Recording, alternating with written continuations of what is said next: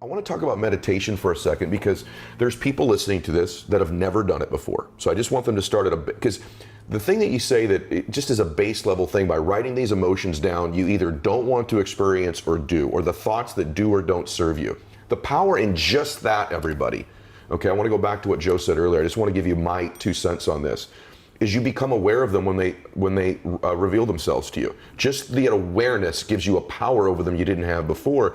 And remember what Dr. Joe said before, every time you sort of make progress on something like this, you are remaking yourself. So give yourself credit for these small wins. But the cool thing about meditation for me is it strips me of the distractions. Exactly. It strips me of what I see, of the kinesthetic, of the auditory. Can you talk about just that basic concept for a second? Again, I mean, this is brilliant. This is because you're a practical guy, and so am I. So, all right, so if the word meditation means become familiar with, right? Yes. Then, people say, oh, well, you shouldn't focus on the negative. Well, really? That's 95% of who you are.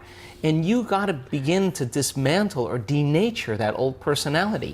And that means you're going to have to come up against the cravings that the body has emotionally. Like it's 8 o'clock in the morning and you're doing your meditation, you're normally in traffic and you want to get angry and your body's going, hey, you're off schedule. So let me just find something that's mapped in the brain that I'll bring up a past experience why you can feel a little anger.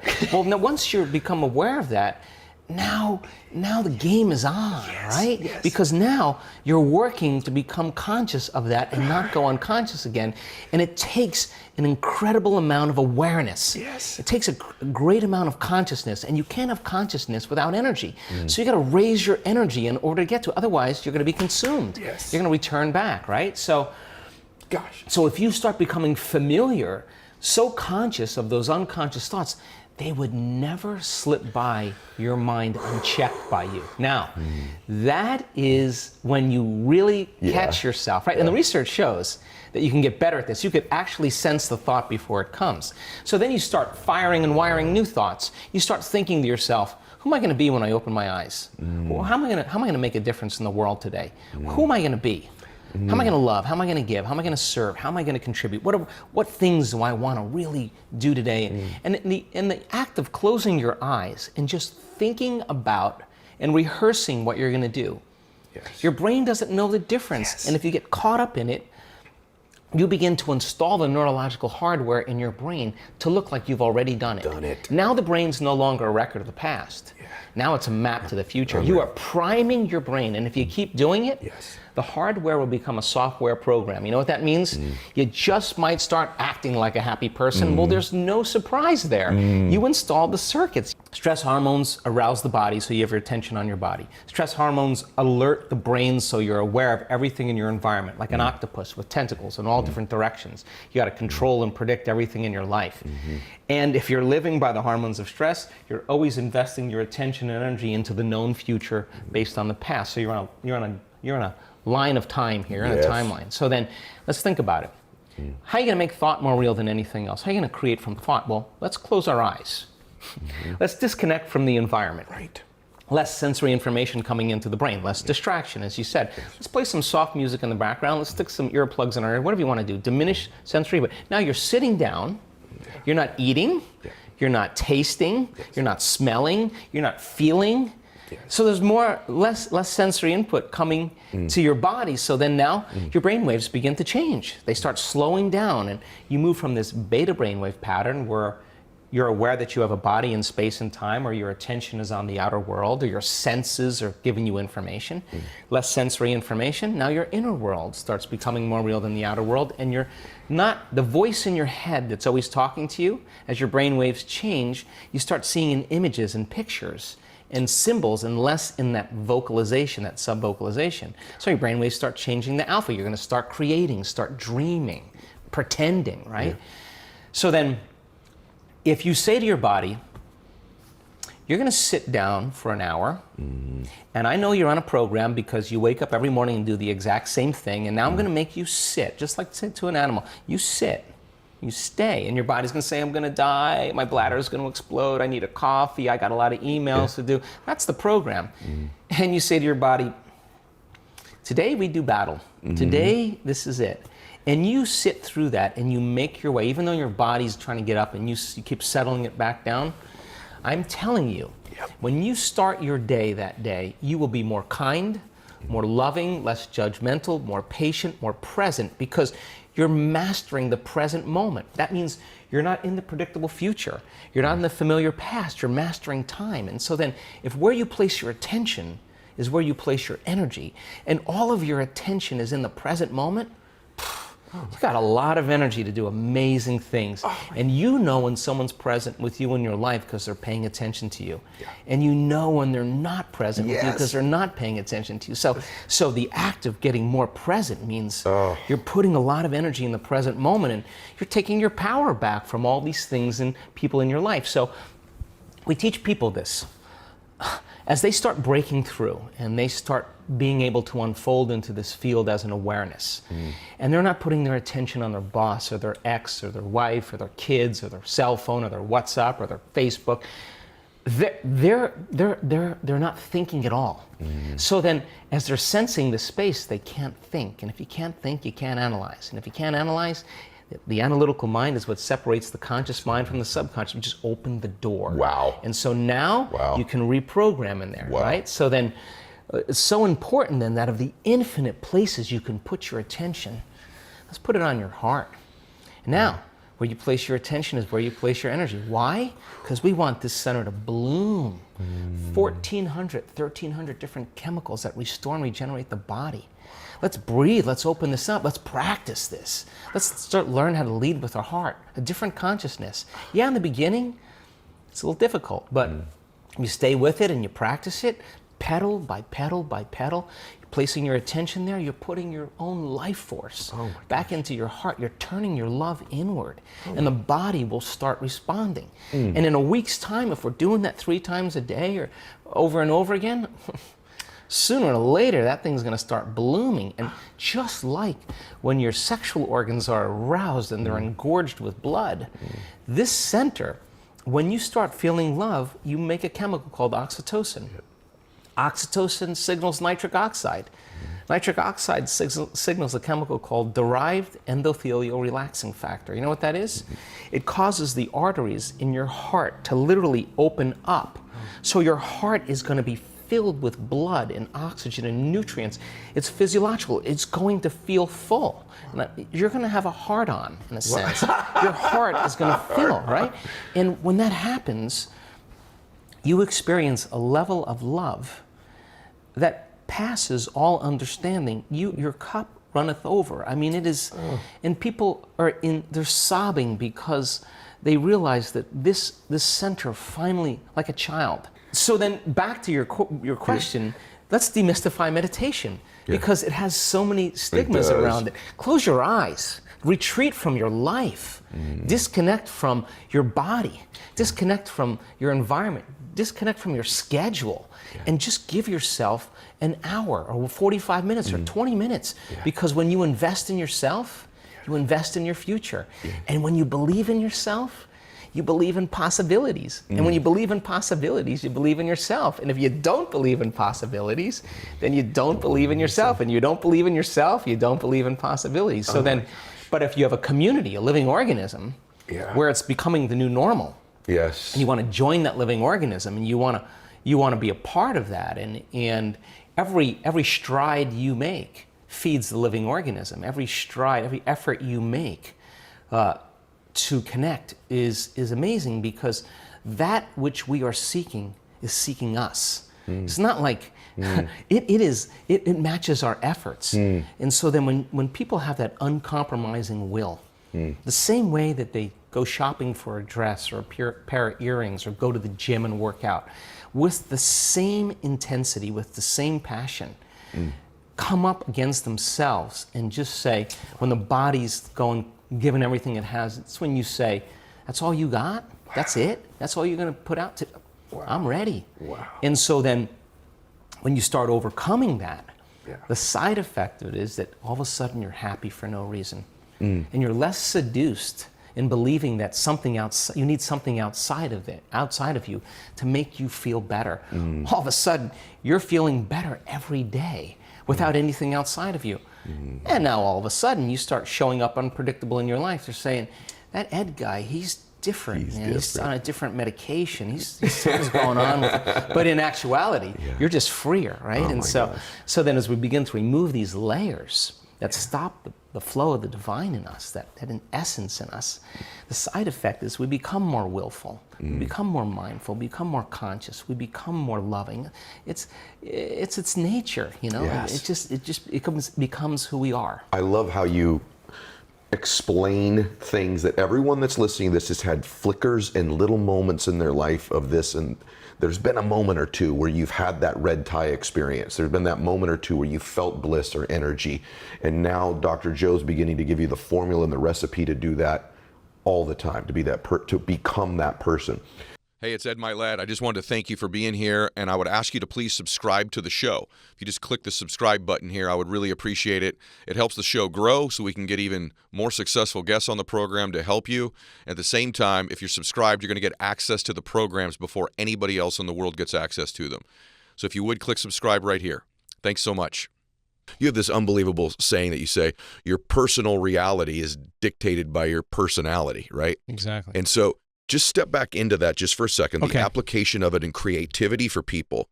And then is it a temporary change? Okay. Thank you for asking the question, because we also discovered that you didn't have to have those transcendental moments. Okay. All you had to do is work on regulating your internal state every day. And the novice meditators, people who just came to an event that really had no experience in meditation but immersed themselves for 7 days, Okay. our data suggests at the end of 7 days, their body completely looks like they're in a different life, a completely different environment. The science is pointing the finger at there's strong environmental changes going on in the person's biology, but they're in a ballroom. Right. Oh, there's not a lot of things happening in a ballroom, but Mhm. so then how does that happen? Okay. So the application then becomes important for everybody, because when we started looking at advanced meditators that didn't have those transcendental states, but they practiced meditation every day, there was a dosing effect. In other words, the more they self-regulated, the more they were resistant to the things in their environment. Well, let's think about that. If I say to you, Ed, why are you upset today? And you say, I'm upset because of the staff member, I'm upset because of what I heard on the news, there was traffic, I was late. What you're really saying is, my environment, some person, some condition, something in my outer world is actually having control over the way I feel and the way I think. Right. And so that's a subconscious program called victimization. Anything that controls you, the way you feel and the way you think, you're victim to. Now, the problem is that the majority of times our response to the environment weakens the organism. Okay. That means that your fear, your anger, your aggression, your Weakens impatience you. weakens the organism. Yep, You. yep, you. So now the environment is actually causing the organism through the stress hormones and the long-term effects to really start down-regulating systems in the body, right? So It's then, incredible. so as long as you react to your environment and the response is causing you to become weakened, you're victim to your environment. Well, what makes sense then would you be more susceptible to anything in your environment because you're a victim to it. But the process of change is the difficulty is that 90% of the thoughts you think are the same thoughts you thought the day before. Nerve cells that fire together wire together. Keep firing the same thoughts, keep making the same choices, keep doing the same things, keep recreating the same experiences that stamp the same networks of neurons into the same patterns, all for the familiar feeling called you. And do that enough times, and your biology, your neurocircuitry, your neurochemistry, your hormones, your gene expression stays the same because you're the same. Okay, so then instead of sitting down trying to meditate for 10 minutes and say, then believe in the thought I can't meditate, or I don't have enough time, or I'm a really important person, or I got too many emails to answer, or it's garbage day, or it's my mother's fault, it's my ex's fault, I want to complain, I want to blame, I want to make excuses, I want to lay down, my bladder's full, I like this, what am I doing wrong? They're agitated, impatient. That's the personality that has been hardwired and conditioned emotionally into the past that's resisting the unknown. It would rather cling to suffering than take a chance in possibilities. So our events, we say, okay, here's the knowledge, and I can say now with a great degree of certainty, more than ever, that if you actually do this and you stretch yourself a little bit further than where you would normally go at home, your brain will change. And if you teach people how to do this over and over again, and no different than training an animal, the body is the animal. Are you training the body that you're in charge? Is that what you're doing? You're telling the body it's no longer the mind, that you're the mind. Yes. And when you do that, those victories add up, and then all of a sudden, there's a liberation of energy. There goes the guilt, there goes the pain, there goes the whatever. It doesn't matter if it's health, it doesn't matter if it's wealth or success, it doesn't matter if it's a loving relationship, a change in a career, a mystical experience. Whatever it is, the person all of a sudden starts to relax into the present moment. Now, let's demystify the present moment. Okay. People wake up in the morning and they think about their problems, and those problems are memories that are etched in their brain that are connected to certain people and objects at certain times and places. The moment they wake up in the morning and they start thinking of their problems, they're thinking in the past. Okay, now every one of those problems has an emotion associated with it. So when they feel unhappy, when they feel bitter, when they feel fearful, now their body's in the past. Thoughts are the language of the brain, feelings are the language of the body. Thought and a feeling, image and emotion, stimulus and response. You're conditioning the body to be the mind of that emotion subconsciously. Now, the body is believing it's living in the same past experience 24 hours a day, 7 days a week, 365 days a year. Why? Because the body's so objective, it doesn't know the difference between the real-life experience that's creating that emotion and the emotion that person is creating by thought alone. Important. The body doesn't know the difference. And so the environment signals the gene, that's epigenetics. The end product from an experience in the environment is an emotion. The person's signaling the same genes in the same way, and genes make proteins, and proteins are responsible for the structure and function of your body, and the expression of proteins is the expression of life. And now the person is actually headed for a genetic destiny. And when people labor for the present moment, and they take their attention off of their body, off of all the people in their life, all of the objects they own, their cell phone, their computer, their car, their house, they're no longer identifying with where they're sitting, where they need to be, where they live, where they've lived in the past, where they need to go. And they're not thinking about the predictable future or the familiar past. They're dissociating from everything physical and material, everything known. That is the exact moment we call getting beyond yourself. Okay? Now, when we're in that place then, at the beginning it's uncomfortable because survival is the unknown. You have better chances of survival and running from the unknown, but that unknown is the perfect place to create from. So in the process, no different than any rehab. In our first 2 days of our event, really they're basically rehabbing from their emotional states and their habits. And they're sitting in the presence of that discomfort, right? And the discomfort is because the body is leaving the known. But if the body has been conditioned to be the mind, the moment you take it outside of its familiar territory, it's going to start telling you, Ed, why don't you quit? You know, you're not really good at this. You know, you're more of a physical person. You don't really want to do this. You're not very this or very that. And most people just get up when they do the meditation. They believe that thought as if it's true. Now, the question is, what's on the other side of that thought? Can you sit there long enough till that's no longer the thought you accept, believe, and surrender to? Well, then, wow. The next question: other side of that thought? What's on the other side of that familiar emotion? Can I sit and work with my body and settle it down? Stay. You stay. I'm going to feed you. You're not going to die from this. Your bladder's not going to explode. You're not going to go crazy. And you work with catching those thoughts. It's called metacognition. If you're in that 95% of programming where you're unconscious, then the first step to change is becoming conscious of your unconscious thoughts. So conscious that you would never go unconscious or let that thought slip by you unnoticed. I want to understand. So you're saying the awareness of the thought, being conscious of the thought, has it somehow lose its power over you? Exactly. Because just because you have a thought doesn't mean it's true. And if you're left alone to yourself, you'll start believing every thought you think. And that's the problem.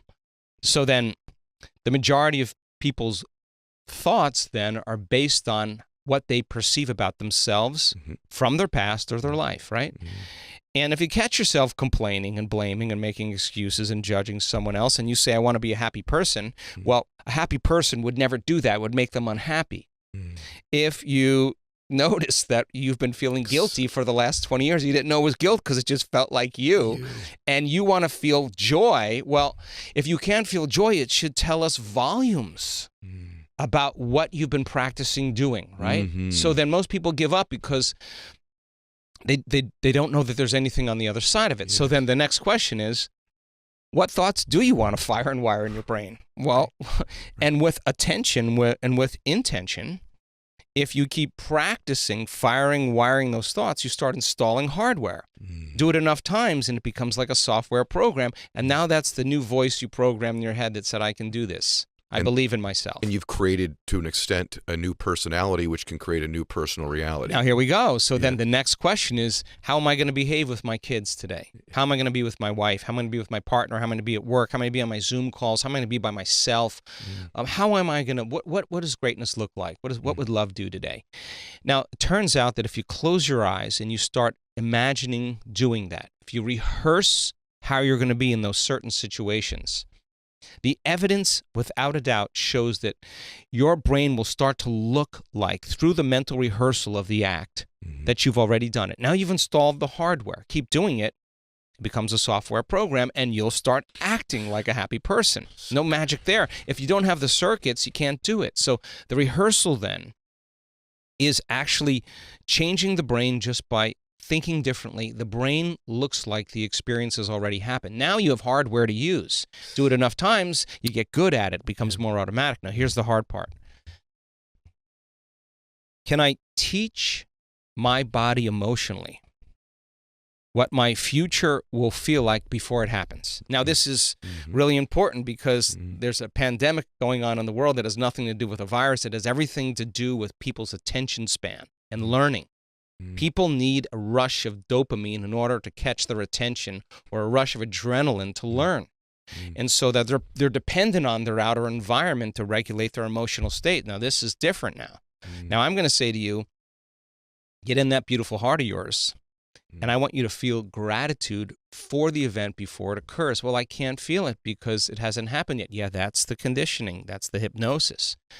So then when you teach people how to create heart coherence and self-regulate, then it makes sense then with a coherent brain, they can hold the image of their future. They can actually then rehearse who they're going to be. They can bring up the emotions of their future. Now, here's the cool part. Awesome.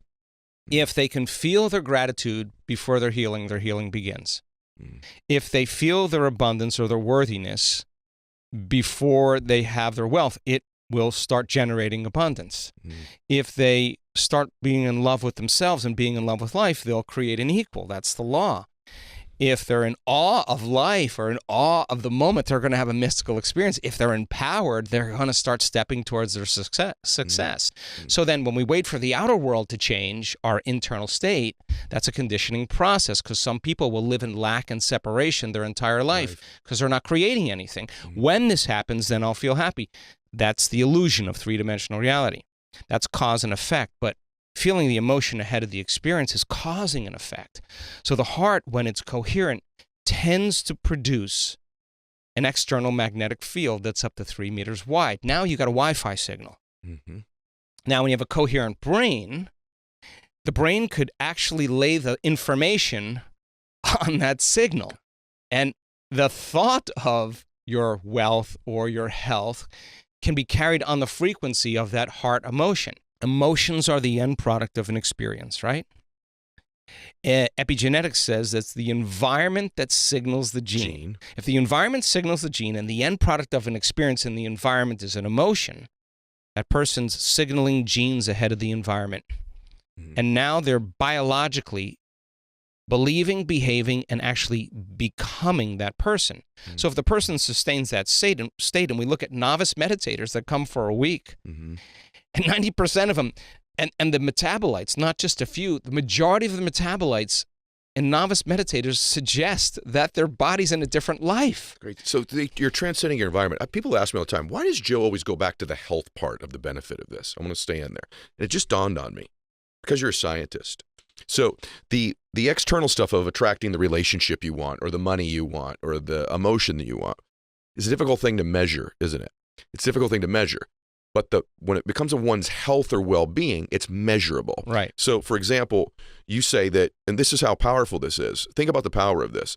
Joe's able to tell you that he can actually measure the emotion, the repeated emotion of fear and its impact on the immune system compared to the repeated emotion of gratitude or bliss and its impact on the immune system. Right. So it's actually a measurable, tangible thing. So yes. Address that, stay on there. And then the other thing, we keep using this term heart coherence. I know there's a part of my audience going, okay, what is that? My understanding of heart coherence essentially physically means that your breathing and heart are actually in unison at one point and that you sustain that over a duration of time.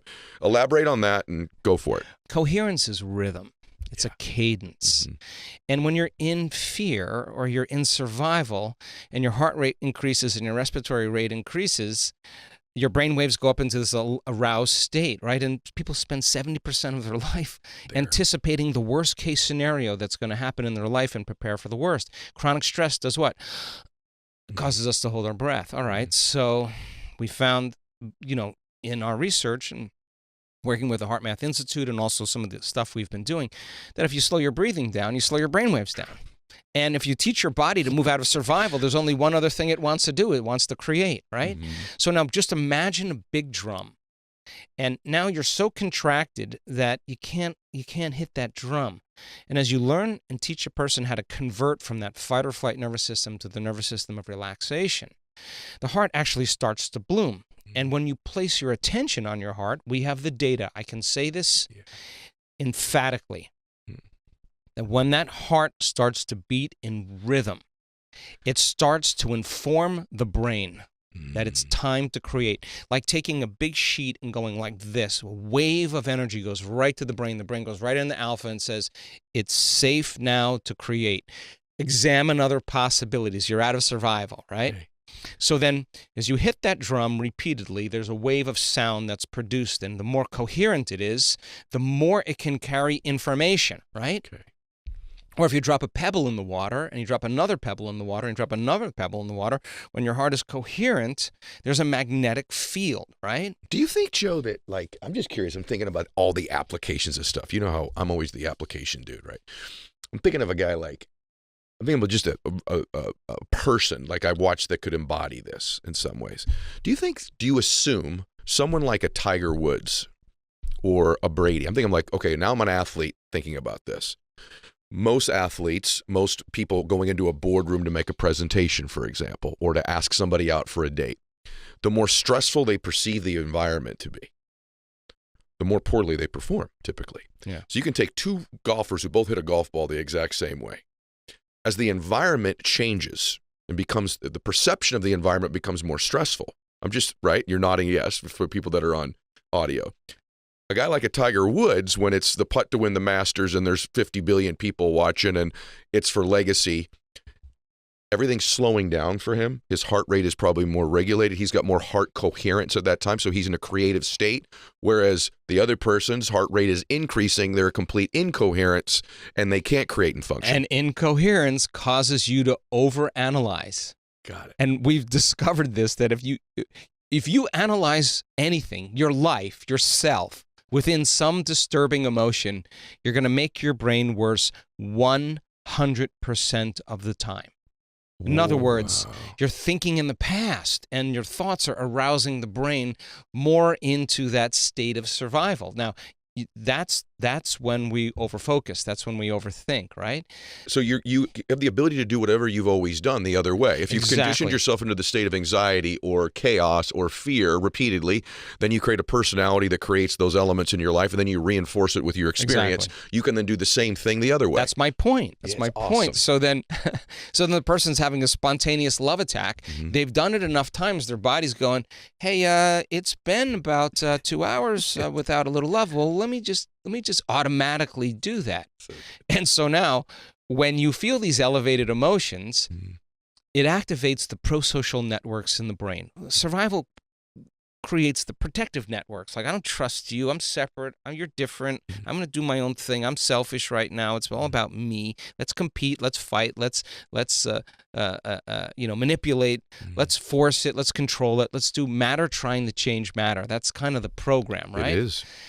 So then the opposing part of this is that when people start to connect and they start to have these elevated states, then something really unusual happens. The reality seems to conform in ways that are equal to who they're being. So now the heart is saying to the brain, it's time to create, and now your energy is changed, and nothing changes until we change our energy. And when you change your energy, you change your life, right? And so then the idea then is to be able to maintain that modified state of mind and body your entire day. And as I said, get so good at doing it with your eyes closed that you can do with your eyes open. Now, if you can sustain that state for an extended period of time, I don't care what you want, and people have created all kinds of things. I use health as the example because it's really relatable. Now, all of a sudden, it's like you're no longer having to go and get it and do something like matter to matter to go get it. And until you arrive at that experience, you're in lack or separation until the experience happens. It takes a feeling like, oh, my God. Well, this is kind of like the opposite. This is like you're not going anywhere. Everything's coming to you. So the thought tends to have an electrical charge in the quantum field. It tends to be the directive. It sends the signal out. And the heart tends to have a magnetic field. It tends to draw the experience to us. So then if you teach people how to create from the field instead of from matter, they will shorten the distance between the thought of what they want and the experience of having it, between the cause and the effect. Now, think about three-dimensional reality. Many people can develop the skills to become successful. They can make the right choices. They can study real hard. They can practice. They can get trained. But they're going to follow certain rules of Newtonian physics. It's just going to take time to get what you want. It's just going to take time and hard work. Well, there's nothing wrong with that. You do that for a while, and sooner or later you're going to say, is there another way? Now, this is where it gets exciting. Okay. If it's not matter that's emitting the field, it's the field that's creating matter. If I can change the information in the field, I can change the expression in three-dimensional reality. So if you can teach a person to become nobody, no one, no thing, nowhere, in no time, to become pure consciousness and disconnect and dissociate from everything physical and known in their three-dimensional reality, and we have data to say that people can do this. Now, all of a sudden, if they become aware that they can actually connect to that field with their awareness, and they're not at Mylett any longer, they're a consciousness, they're awareness in infinite vacuum and in emptiness in space. It would be like the illusion is the virtual reality headset. You're taking the headset off. You can't get the upgrade from inside of it. If you could have a coherent heart and a coherent brain and create from the field instead of from matter, every thought in the quantum field produces a frequency. If you can feel the frequency of that thought and you experience it, you're shortening the distance between the thought of what you want and the experience of it. And you're creating coherent patterns of energy in the field that actually change the hologram in three-dimensional reality. So for me personally, I've done a lot of the matter stuff, got really good at it, and then I just said there's got to be another way. So demystify the process. I don't care what you want. I don't care if it's a trip somewhere or a new life or a new car or whatever. People who do this, what do you think they feel when they see that first synchronicity? You think they're going to be like, oh, I don't want to meditate tomorrow. I'm going to do this. Are you kidding? The synchronicity happens and the energy, the surprise wakes the person up and they go, whatever I'm doing inside of me is producing some effect outside of me. I better pay attention to what I'm doing and keep doing it. And every human being's had some glimpse of this at least some point in their life. The point is that this can be happening on a regular basis for you. The real irony of all of this is this idea of changing from matter to matter and then moving into a higher space where it's energy to matter.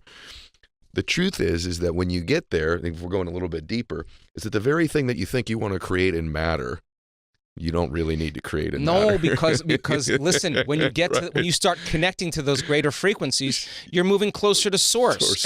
And what is source? Pure love. What is it? Oneness, wholeness, whatever you want to call that. It's right there the whole time. It's ineffable. It's like it's the most familiar, unfamiliar feeling you'll ever have. And we came from that place, you know.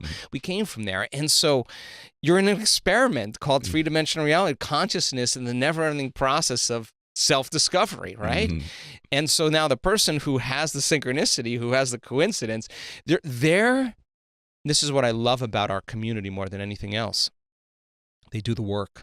They're not philosophers. They're not theologians. They're not academic. They are out of the bleachers and they're on the playing field. Every day they're creating. And the person who heals from their disease, they're not saying, why am I not healed?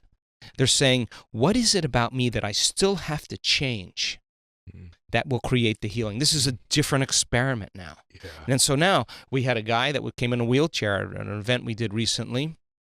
He came in that throne. He had ALS. He walked from the back of the room all the way to the stage, walked up the stairs out of that wheelchair on his own.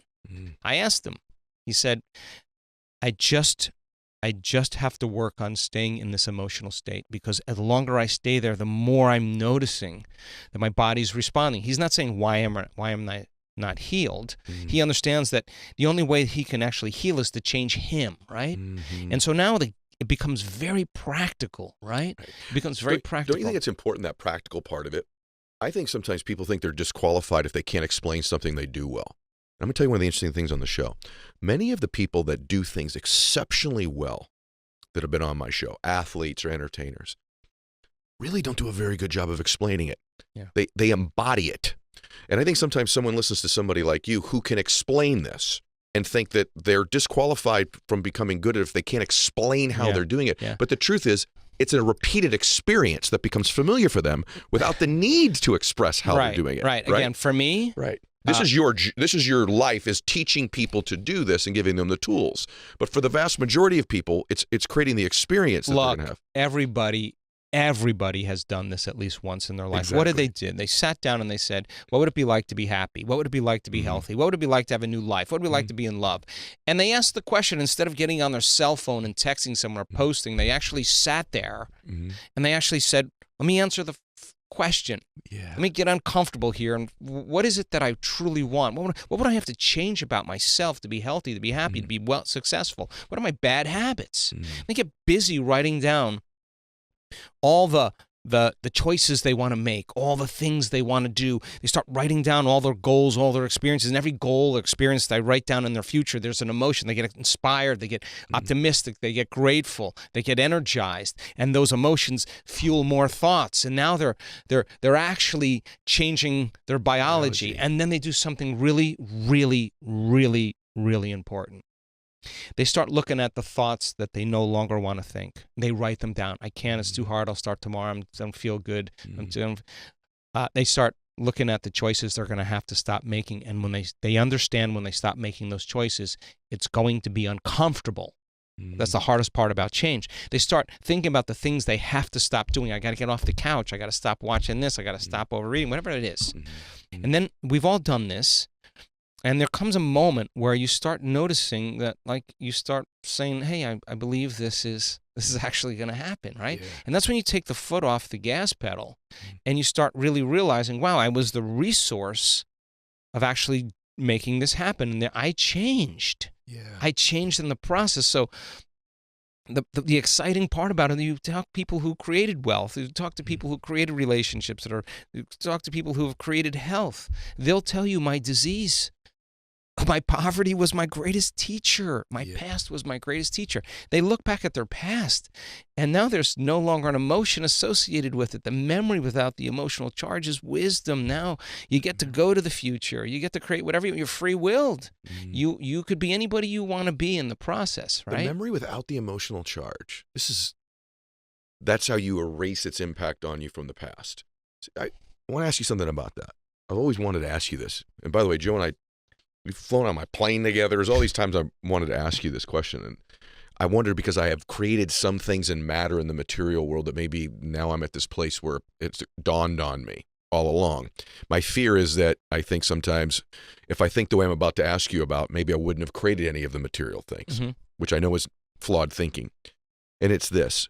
It's that this idea that you can get to this heighted, gamma wave brain state, and you're just fully intentional, right? Having an intention at that time.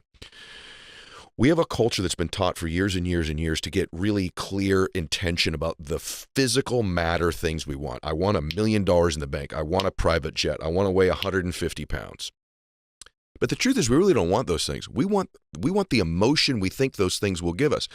Wouldn't it be smarter for people to get, and very few people ever do, to get clear about the emotions they wish to experience on a regular basis and not the physical matter things? Well, that's exactly the point. That's exactly the point. And look, people can create all kinds of wealth, Ed. They can create all kinds of abundance. They can have the cars, the homes, and everything. But if they can't be present to enjoy them, I've sat with billionaires and they've looked me in the eye and said, "We're all miserable. Same here. We're all miserable." And so then, at what point do you have to wait to change? Does it have to be that lowest point, or can you learn and change in a state of joy and inspiration instead of pain and suffering? And that becomes the art, right? So then, to change then is to be greater than the habituations, the drives, and the emotions that have been conditioned in the body. To change is to be greater than the conditions in our environment, that every person, every object, everything in our life has a neurological network associated with them. They're knowns because we've experienced them, and we have an emotion associated with them. So if you're not being defined by a vision of the future, you're left with the memories of the past, and you see your ex, and you're going to see your ex through the memory of your past neurologically, and it's going to elicit an emotional response. And you're thinking and feeling equal to your environment. Your life's not going to change. So then the next question is, how could I overcome that condition that with my ex? Can I actually forgive? Could I actually open my heart? Can I actually... The reason we do this is because the stronger the emotion we feel towards someone or something in our life, the more we pay attention to them.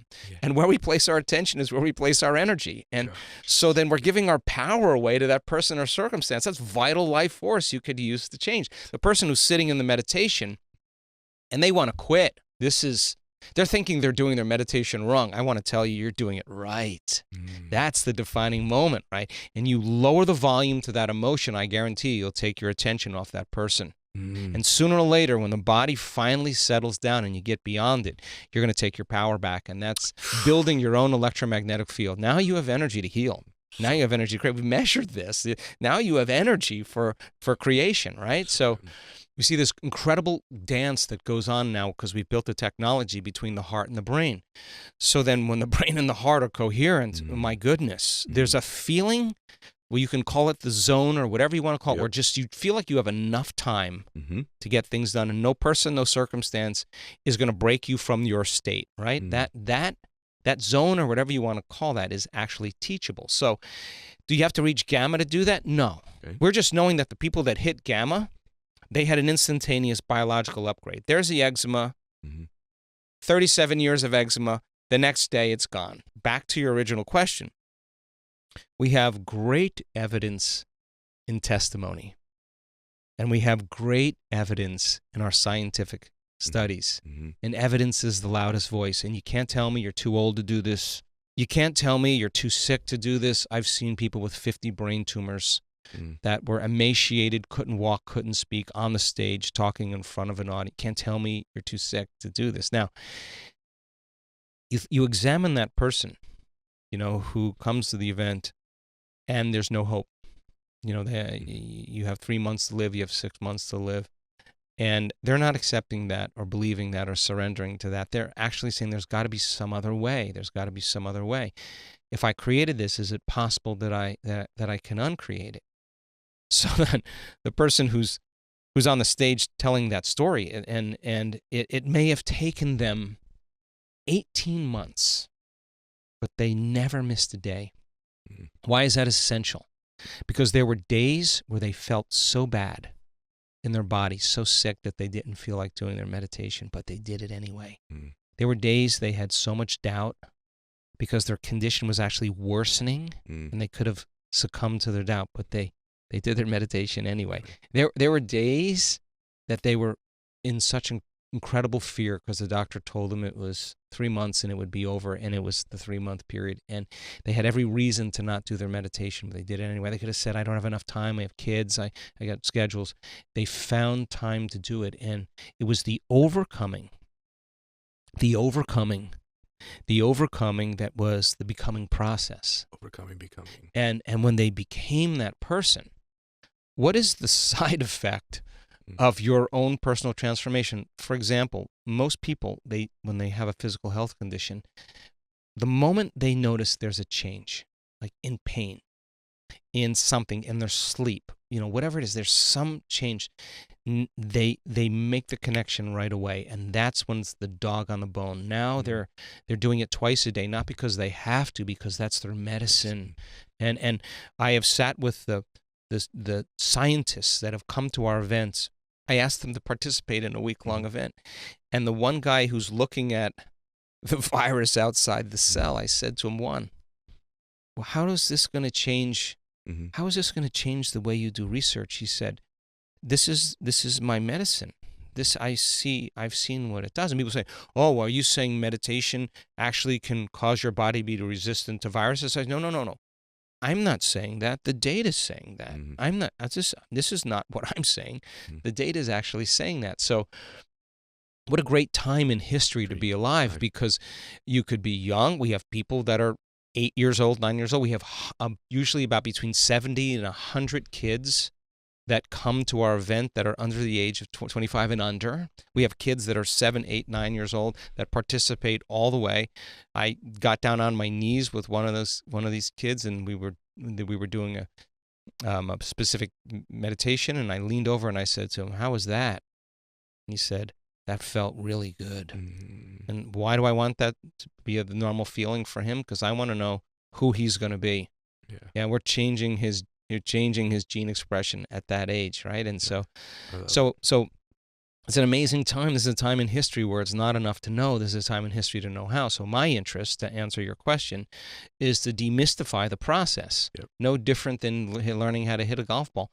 Everybody that has a skill that can do anything really well has done the exact same thing that I'm talking about. There's nothing different about it. Yeah, but you're demystifying by giving us the recipe and the formula and using science to validate it, really for the first time. That's really the difference. Yeah, and but really, don't believe me. Right. Don't believe me. Go out and experiment with it. Yeah. Go out and experiment. Say, if I change my energy, will my life change? Let's talk about some basic stuff today first. Lay the foundation. Nothing with you is basic, but what is the power of thought? Because we talk about this all the time. This in personal development today, everyone's talking about, you got to control your thoughts and control your habits and all these things. And there's a baseline message about that. But you're the best in the world at explaining exactly why this is so important. So give us some background there. Yeah, I think everything starts with a thought. I mean, everything that you do in your life, you have to have a thought before you initiate an action, right? So if you believe that your thoughts have something to do with your destiny, like any great leader in history understands that, the first thing you have to do is you have to decide, are you going to be defined by a vision of the future, or are you going to live by the memories of the past? So I'll give you an example. Most people wake up in the morning, and your brain is a record of the past. It's an artifact of everything you've learned and experienced to this moment, right? It's a memory bank. So most people wake up in the morning and they start thinking about their problems, and those problems are connected to certain people and things at certain times and places. And the moment they start turning on those circuits, those memories are actually causing them to think in the past. Every single one of those memories has an emotion associated with them, and emotions are the end product of past experiences.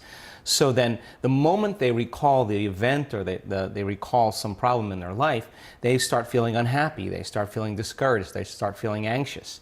Now, thoughts are the language of the brain, and feelings are the language of the body, and how you think and how you feel creates your state of being. So we could say then, most people's entire state of being when they start their day is in the familiar past.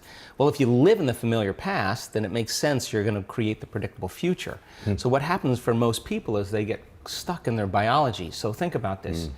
Your body is your unconscious mind. It doesn't know the difference between an experience in your life that creates an emotion and an emotion that you can create by thought alone.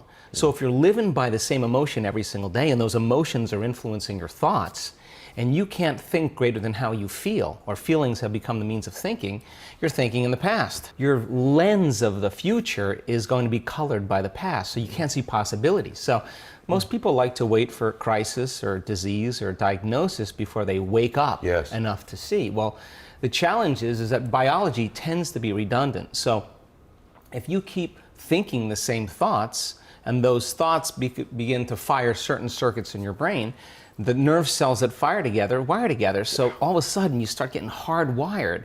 And those are the thoughts that you can think the easiest. At the same time, those thoughts produce chemicals called emotions. And the next thing you know, your body gets accustomed to living by the same emotions. And it could be guilt. It could be unhappiness. It could be pain. But at least it's familiar to you. At least you can predict it. So some people would rather cling to the familiar than take a chance in possibility. So for most people then, they say, well, I don't really see how my thoughts have anything to do with my destiny. Well, that's because 95% of those thoughts are subconscious programs, right? So you're not even conscious that you think those thoughts. So the first step to change is starting to think about what you've been thinking about and change it. And then when you begin to observe those thoughts, you're no longer the program, you're the consciousness observing the program. Just simply by being an observer of your thoughts. Right. So most people, though, when you do that, when you decide to really take a look, it's like lighting a match in a dark place. So you feel uncomfortable. So it's easier to turn on your TV, it's easier to play with your cell phone, to distract yourself from those feelings. Well, when you understand that change really requires becoming uncomfortable to a certain degree, and that's normal, that you're leaving the known and you're stepping into the unknown, then it begs the question, what thoughts do you want to fire and wire in your brain? Because your attention on those thoughts begins to reorganize circuitry, remold the brain. So, I love this, by the way. How do you flip that to your advantage? So meditation is really means to become familiar with, correct? So we're going to talk a little bit about meditation as we go forward here in a second. But if it is true that your body is your unconscious mind, which I didn't know that, and it is true that it does not know the difference between a real event or an imagined event, can't you really use that to your advantage, though? Of course. So, because so let's talk about that. Because this is because you do this really well. Because most people are waiting for their life to change. So they can feel gratitude, to feel abundance, to feel whole. You know, that's the old model of cause and effect, you know. So if you're living with emptiness, you're living with lack, you're living with pain, most people have been conditioned that something out there has to take away this emptiness or feeling inside of them. But if you believe that you're creating your life and you're living by lack, well, lack isn't going to create abundance, right? So then it makes sense then that you don't really actually create wealth, you generate wealth, you generate abundance. So the moment you start teaching your body emotionally what that future is going to feel like before it's made manifest, well, your body as the unconscious mind believes it's living in that future in the present moment. Now, it's a scientific fact that it's the environment that signals the gene, okay? The end product from an experience in the environment is an emotion. So when you begin to embrace an elevated emotion, you're beginning to signal the gene ahead of the environment. What's the importance of that? Well, genes make proteins, and proteins are responsible for the structure and the function of your body. And the expression of proteins is the expression of life. So by you creating an elevated emotion and teaching your body what that future will feel like before it's made manifest, your body's starting to live in that future reality in the present moment. Now here's the key.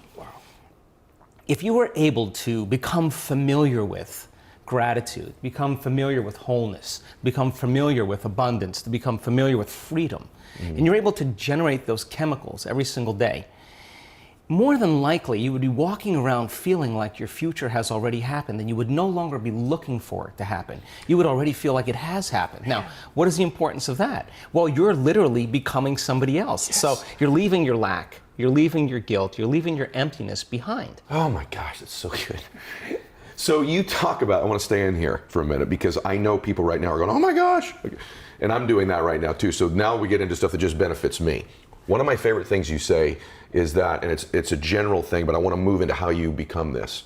So you say often that in order to change your personal reality, you must change your personality. But I think also that people maybe aren't aware of how that personality was formed. And we've started to go down that road, but I want to keep going for a minute. Sure. And so you talk often about how a mood over time can end up turning into a personality of sorts. So could you talk about that a little bit? Sure, let's talk about it in two ways, okay? So your personality, literally, Ed, is made up of how you think, how you act, and how you feel. And how you think, how you act, and how you feel is your personality, and your personality is intimately connected to your personal reality, your life. So then if you want to change your life, your personal reality, you got to change your personality. And here we go again. You got to start becoming conscious of your unconscious thoughts. You got to start noticing how you act, how you speak. You got to pay attention to how you're feeling. Some people would live in guilt their whole entire life and don't even know it's guilt because at least it feels like them. So then when you start doing that, you begin to objectify your subjective self. So then when you begin to make small changes back to thought, a new thought should lead to a new choice. A new choice should lead to a new behavior. A new behavior should create a new experience, and a new experience should create a new emotion. Yes. And that new emotion is teaching your body chemically to understand what your mind has intellectually understood. Now your body is embodying the truth, right? So then the new emotion should inspire new thoughts, and that's called evolution. So how do we get stuck? It's really simple. The stronger the emotion you feel from some event in your life, be it a betrayal or a trauma or whatever, the more altered you feel inside of you, the more you pay attention to the cause outside of you. So the brain takes a snapshot. It freezes an image and embosses that pattern neurologically in the brain, and that's called a memory. So we create long-term memories from strong emotional events, okay? So is that true? That I just want to understand.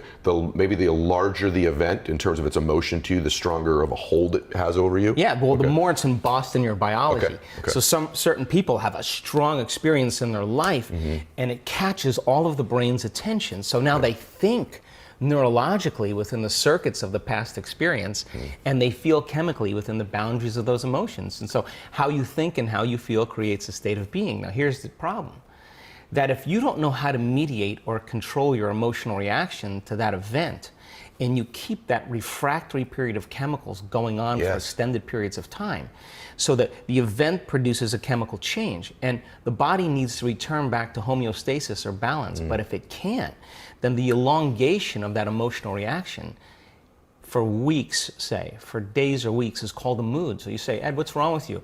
I'm in a mood. Why are you in a mood? Well, this thing happened to me 5 days ago, and I'm having one long emotional reaction. So then what you do is you keep telling the story about it, keep firing and wiring the same circuits, and you keep conditioning the body into the past. So then you wake up in the morning, you look for the emotion. So then now, all of a sudden, you keep it lingering for weeks or months. That's called the temperament. Well, why is he so angry? I don't know. Let's ask him. Why are you so angry? Well, this thing happened to me 8 months ago. I'm having one long emotional reaction. I'm memorizing my emotions. You keep it going on for years on end. That's called a personality trait. So then a person then is memorizing themselves by living in the past. And so then you say to them, well, tell me the story. Now, the latest research on memory says that 50% of what we talk about in our past isn't even the truth. So we make stuff up about the past. In other words, people are reliving a life that they didn't even have just to reaffirm that they can't change, right? So then what's the significance of this? Where you place your attention is where you place your energy. Period. So then the stronger the emotion that you have to some problem or condition or person in your life, the more you're paying attention to them. So they captured your attention. So you're giving your power away to that person, right? Because they're capturing your attention. So then there's an energetic connection to every person, everything in your past, present reality has your energy connected to it. So now, this is the significance. When a person really decides to be defined by a vision of the future instead of the memory of the past, the hardest part about it is all of a sudden becoming conscious and not making the same unconscious choice. So then, if you lower the volume to your frustration, to your hatred, to your anger, if you truly knew how to do that, if you lowered the volume to that emotion, you would take your attention off that person, which means you would begin to break those energetic bonds, and now you're taking your power back. You're calling energy back to you, and we've measured this, and all of a sudden it builds this bigger electromagnetic field around the person's body. That's energy to heal. That's energy to create a new future with, right? And then if you didn't want to lower the volume to the emotion, then just take your attention off the person. And every time you take your attention off the person, if you became conscious of that, you wouldn't feel the emotion. Now the body, though, has been addicted to that emotion because you're using that person to reaffirm your addiction to hatred or frustration. And if that person died, you'd find another one. So then here you go now. So now you're in a position now where you begin to lower the volume to that emotion, and the body's going, wait a second, you've been doing this for the last 20 years, and all of a sudden you're just going to stop hating? And the body says, well, I've been conditioned this way, and conditioning is based on the past. So when the body feels the lack of that emotion, just like a drug addict, it says, hey, you're off schedule here. So now the body starts influencing the mind to think about experiences that are embossed in the brain that are based on that emotion. So the emotion now is causing you to think in the past. If we teach a person then how to trade that frustration or that hatred for an elevated emotion, and they'll say, yeah, but you know, it was my ex's fault, or I got betrayed by my partner in business. Yeah, we know that. Okay, so let's take your partner in business or take your ex, let's duct tape him, put him in a cannon and shoot him to the moon. Now what are you gonna do? Sooner or later, you gotta reckon with yourself and change, right? So then, teach a person then how to trade that emotion for an elevated emotion. Now, Trade the emotion for an elevated emotion. right. So you're going to give that up, and you're going to practice feeling gratitude, as an example. Yes. And the person says, well, I can't feel gratitude. And I say, absolutely you can, because you don't practice feeling it. You practice spending most of your time feeling hatred and frustration. So now it's going to take a little time to cause that heart of you to bloom, or your heart of yours to bloom. Once they're able to feel even the smallest measure of gratitude, where they start feeling appreciation, thankfulness, gratitude, it's emotional signature. When you get something, when you're receiving something, when something has happened to you, or when something is happening to you, you say thank you because you're receiving something. So the emotional signature of gratitude means the event has already happened, or it's happening to you. So the moment you open your heart and you feel gratitude, well, that emotion then is telling the body that the experience has already occurred, and the thought then can make it into the body because it's consistent with the thought. So now you're beginning to program the autonomic nervous system into a very specific destiny. You got to maintain that modified state of mind and body your entire day, independent of the conditions in your outer environment, independent of your body's cravings of those emotions and habituations, and independent from time. And if you can, get ready, because something weird or unusual, some synchronicity, some coincidence, some opportunity is going to land in your lap. And you didn't have to go and get it. Yes. It came to you. Now you're the vortex of creation. So if you say to me, well, I was feeling gratitude, but then there was traffic, or my coworker sent me a nasty email, then I would say, oh my God, you mean you're allowing your environment, your outer environment, to control how you feel and think? You're back to the unconscious program that you're the victim to your life. You got it. But when you start producing those outcomes in your life, you're going to pay attention to what you did inside of you, and you're going to believe more that you're the creator of your life and less of the victim of your life. That is so unbelievable, the way that I've never heard anybody ever say it like that before, because I've watched people who's, this person's caused this insecurity in their life. And even when they remove the person, what they'll do is, okay, now I'm going to feel gratitude, what you just said, but their body is still addicted to that emotion, and they go seek other references to get them that emotion again. So the first thing you said that I love, that I've not heard before, is acknowledge when that addiction rears its head again, just by acknowledging it. The second thing that really nobody talks about is, it's wonderful to meditate and to get into that space, but then you must get up and be active towards that goal. That's what most people don't ever talk about. We're changing our brain and body to live in that future present reality so that you feel connected to a future instead of the past. And when you're connected to the past, you're looking for it. And if you're looking for it, you're separate from it. If you're being it, then there's a complete change in energy, and nobody changes until they change their energy. And when you change your energy, you change your life.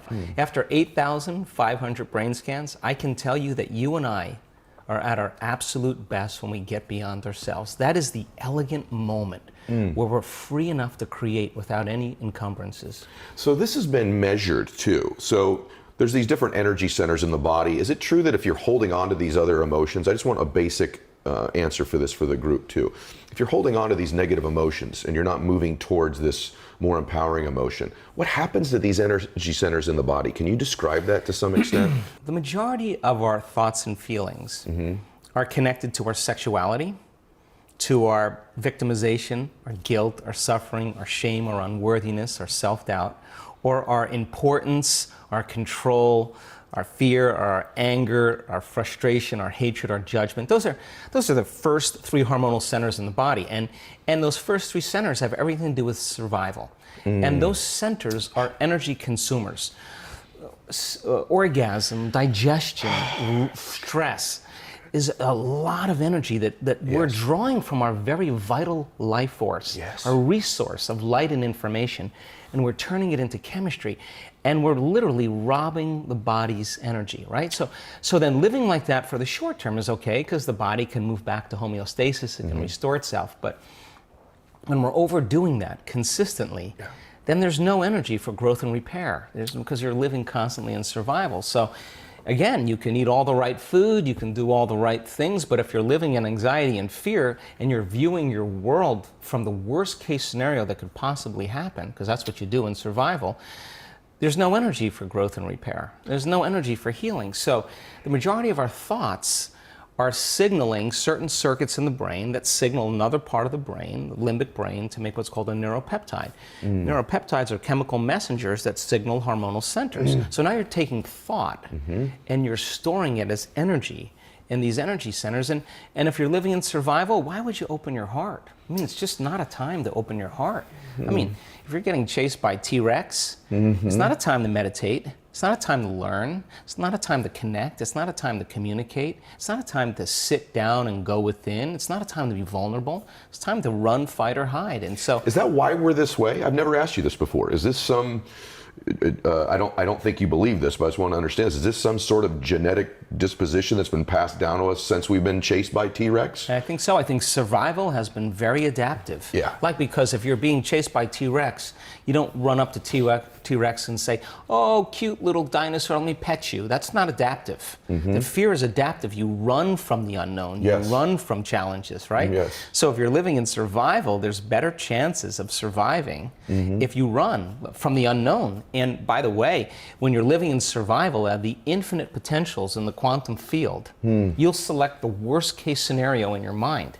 And you'll begin to emotionally prepare yourself for the worst case scenario, because you have better chances of surviving. There you go. If you prepare for the worst, right? There you so go. people spend their whole life thinking about the worst thing and emotionally embracing it. Well, you take a thought and emotion, or an image and an emotion, you're branding or conditioning your body into what? Anxiety, into fear. So then you keep doing that over and over again, the body becomes the mind of fear. And whether you think you can control it or not, you're going to have a panic attack.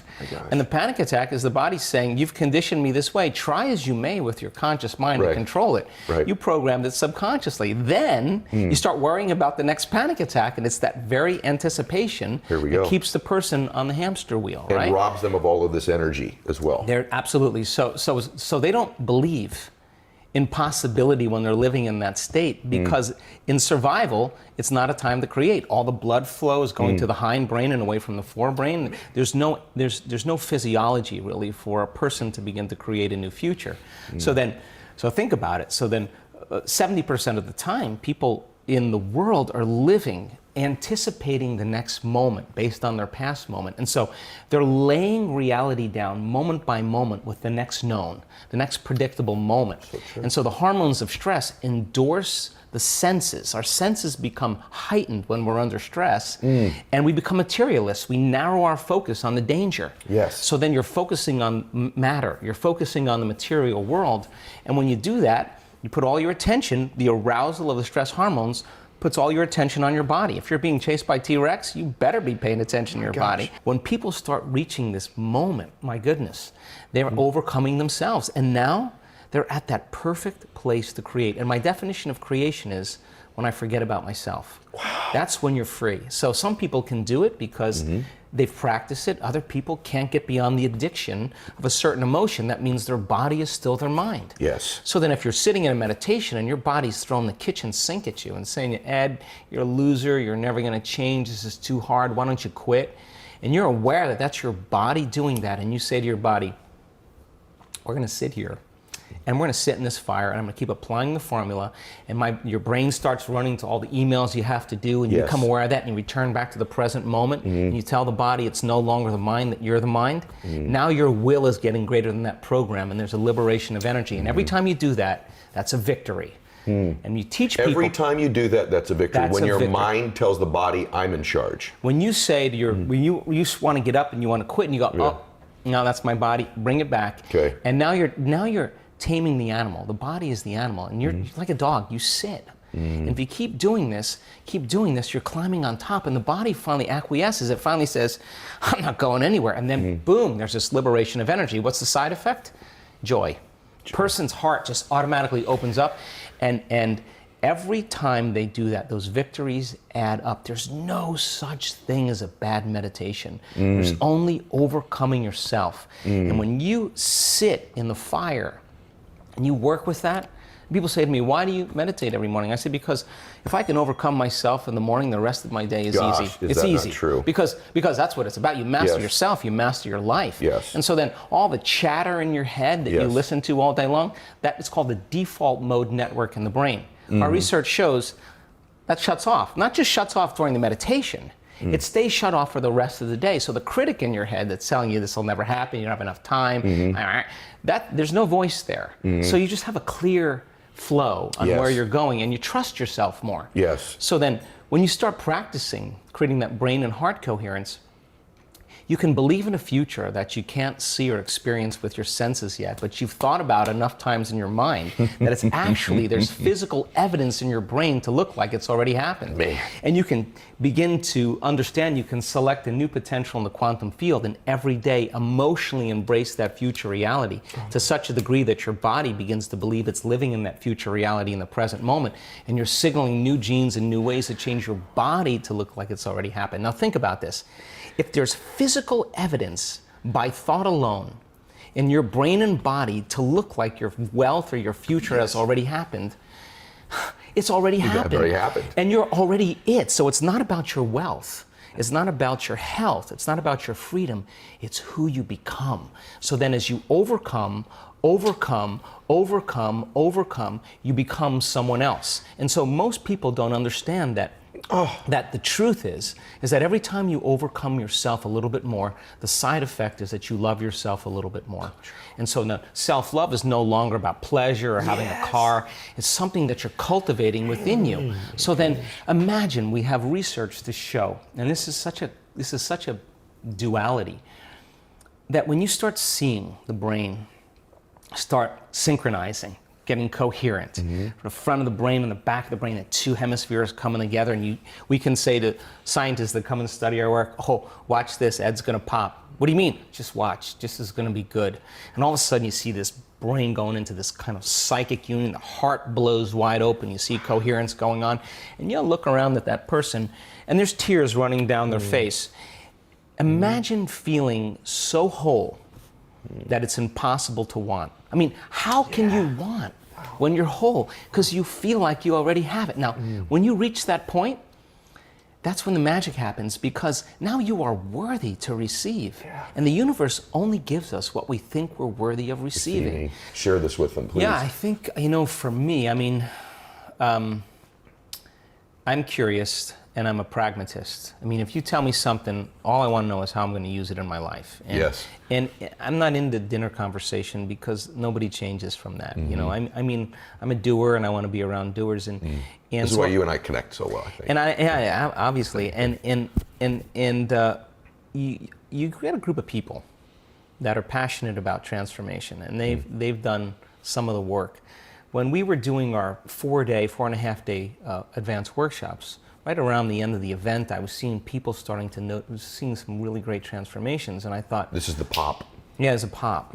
Big pops, and we were like, we had to send them home, and I was like, oh God, man, if I could just have them for a week. So we created these week-long events where people retreat from their lives, and they remove the constant stimulation in their external environment that reminds them of who they think they are as a personality.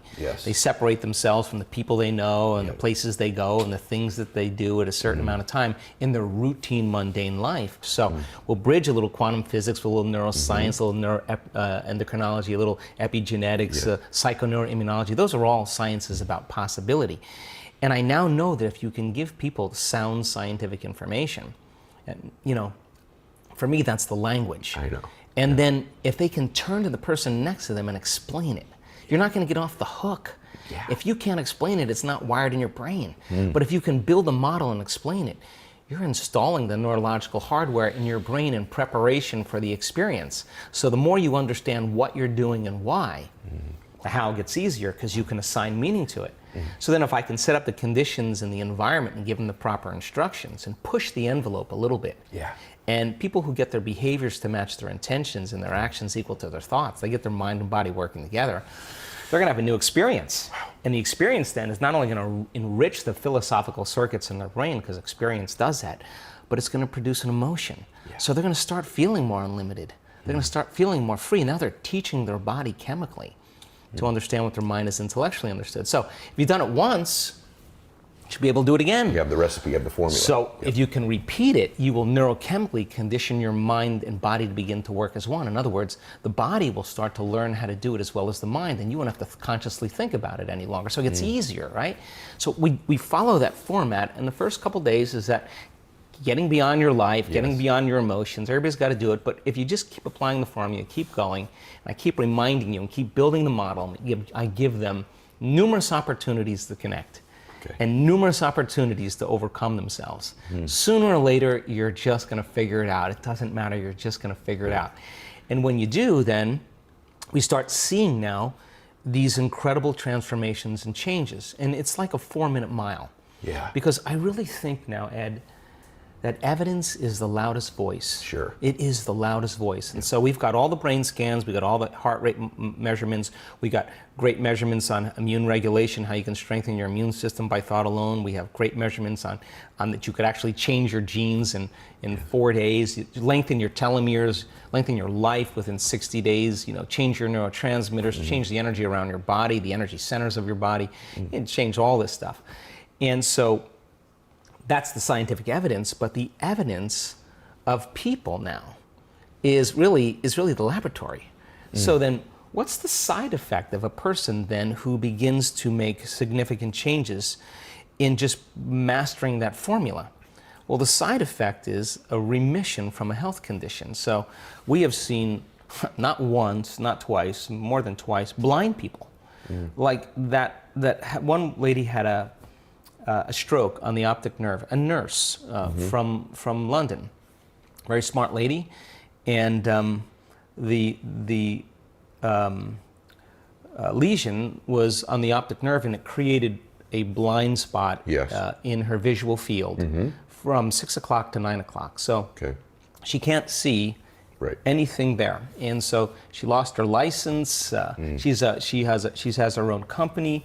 She couldn't read emails, and sooner or later your brain accommodates a little bit, but not fully. And so the typical prognosis with a stroke when there's neurological damage is that if your brain doesn't recover within 2 weeks, it's going to stay. It's going to stay the same and slowly get worse. So she has great relationships with all the physicians, and they all said, yeah, you're going to have to learn to live with it. And believe it or not, one doctor said, hey, why don't you try going to this event? And this nurses are practical people. I mean, they're super practical people. And you want to get a good doctor, ask a nurse, right? Sure.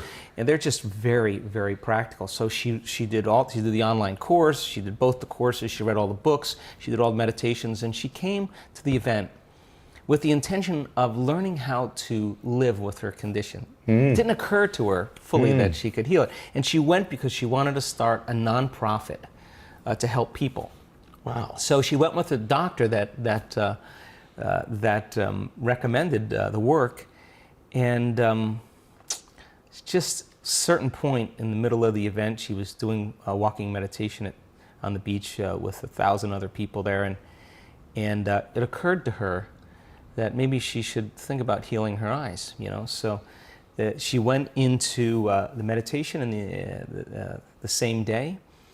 And she laid down after we finished the meditation, and she said it was like someone taking cellophane, crackling it in her head. She felt something going on inside her brain, and she was crying because she knew something spectacular was happening. And she didn't want to open her eyes, and then the meditation ended, and she said, when I opened my eyes, it was like I was seeing so much brighter. Wow. And she said, I could see no blind spot, and the doctor was laying right next to her, and she was sobbing, they were hugging each other. Gosh. And so she went on the Monday morning to get her eyes, the visual fields measured. And hopefully we'll get the image for you, but you can see on the pre-measurement just a black that quarter of the sphere, The lesion. of the circle, was just all black. In other words, blindness. You see the post measurement on the Monday morning after the event. There isn't a black spot. Unbelievable. Complete restoration of sight. Now, if you ask me if that was possible, 2 years ago, I would say, yeah, it's possible theoretically. But now, like, this is the 4-minute mile. Then we have another lady that was blind from birth, 5% vision, and again, she had an amazing experience with our coherence healing. We teach people how to heal. When she opened her eyes, she could see faces for the first time. Unbelievable. And in fact, they had these 2 big bouquets on the stage, really big, beautiful flowers. And she had 5% vision, so she could just see a little bit of light. And she thought they were 2 guards, 2 bodyguards on the stage guarding me the whole event. And when she sat up, she could see flowers. Or you see the nurse tell her story, or the lady who's allergic to everything at the same event, who's wearing a mask with the filters and the whole bit, that had anaphylactic shock every day of her life. By the second day, she's on the floor with her mask off, dancing around. A person sits down after they witness that. When they close their eyes and they do their next meditation, their acceptance, their belief, and their ability to surrender and trust that it could happen to them becomes greater. What I want our community to do is say, what is standing in the way between me and my ability to connect to that field? Because I want to eliminate every belief, every emotion, every past, whatever. I want to remove all of those veils. Why am I doing this? Because I want to get so good at this. We have some MIT researchers that are going to organize all the data. 50%. I want to get to 50%, and then we are going to walk into children's hospitals and we're going to say, what kids, just give us your kids. We won't touch them, we don't want any money, all we want to do is help. And I think that is... that's amazing. That's the living organism called the human beings. The living organism, the human being, the age of selfish individuality has to end right now. The living organism has to take care of one another. They have to heal one another. They have to teach one another. They have to exchange important information amongst one another. They have to shine for one another, not to be outstanding and competitive, but to show others that they can shine. That's the only way we're going to make our way out of this mess. Oh my gosh. My favorite things that I've ever had said here, just so you know. Because the application of this is beyond just someone going from 5% vision to 95% vision. The application of this in humanity and consciousness, as you've just described there at the end, is what really I'm hearing and seeing all of that. That's what fascinates me. And I must say to you that, we all agree that certainly our thoughts can make us unhealthy. So if that is true, there's got to be a way that the mind and the heart can be able to heal the body as well. And I'm fascinated by the study of epigenetics, and what you've just covered here it's a whole new level. I love what you said. We've poked a hole. It's the 4-minute mile.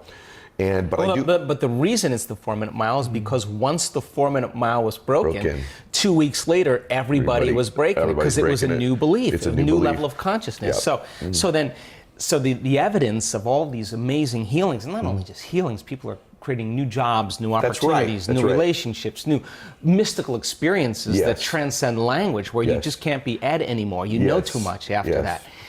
That's the unknown, right? So in order for you to really begin to explore the unknown aspect of yourself, you got to learn how to get beyond the known aspect of yourself. And if you keep coming back to the known, you're going to miss out on the unknown. So you would say, well, I don't know anything in the unknown. Of course, it's the unknown. And if you try to control it there, you're back to the known. If you try to predict it, you're back to the known. So you got to go through this trial and error of just kind of refining your attention, refining your ability. And it's just got to be something like playing tennis or playing golf or doing martial arts or working out or crocheting or dancing the salsa. You just got to keep going, man. In the beginning, it's tedious. And then when you start finding your groove, like our community, they don't miss their morning meditations. You know why? Because the magic is happening, and they know if they miss it, they're gonna cut off from the magic. So they, whether they're tired, whether they're hungover, whether they're in. And if you wake up in the morning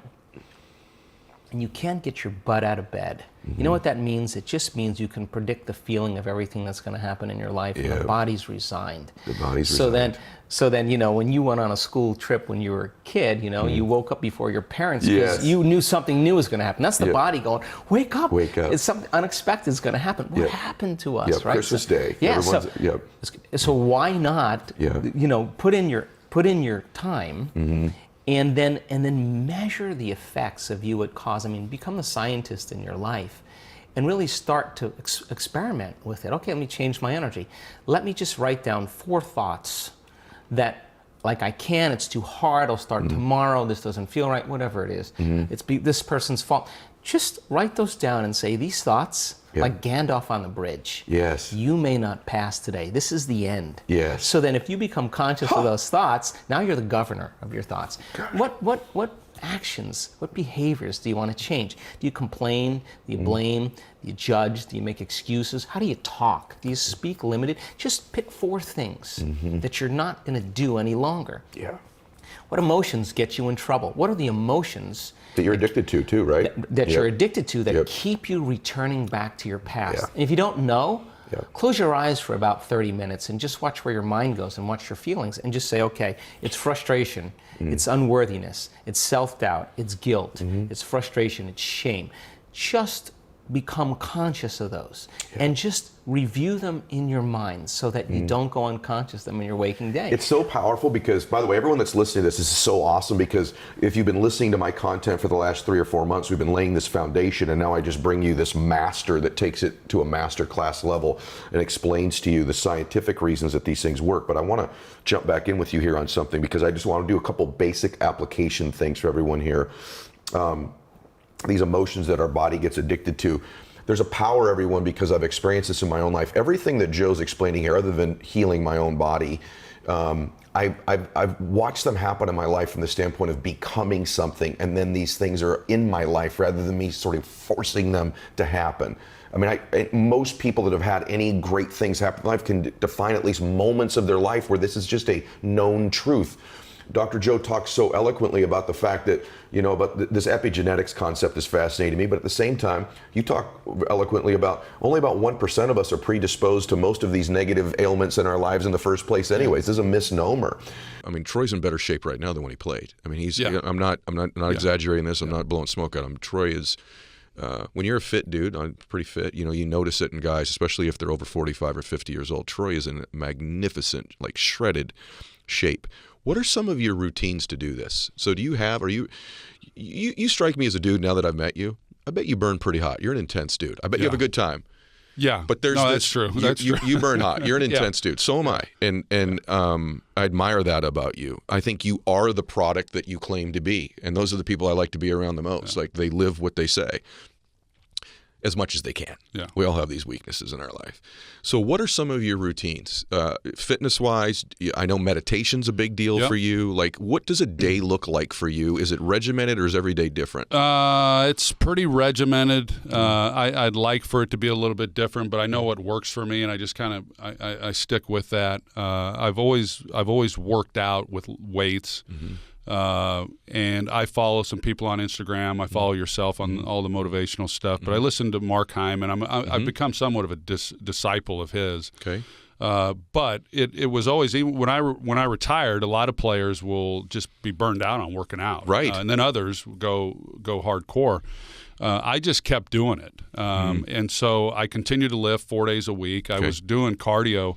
My cardio was running 4 to 6 miles every day. And in a year, if I took 5 days off from cardio in a year, I'd say that's probably a high number. My gosh, really? And so then I started having some hip issues about 3 years ago, and I had to stop running.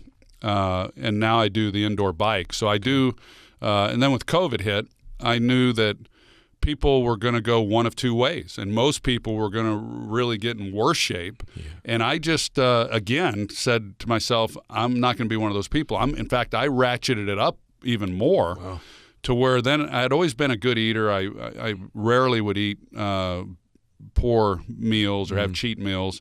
But then I just got really, really disciplined. I don't like the word strict. I just got more and more disciplined in that. And now my routine, Ed, has gotten crazy. I mean, people that know me, I carry this jug around with the water. I drink it out. He's got his jug. Just so you know.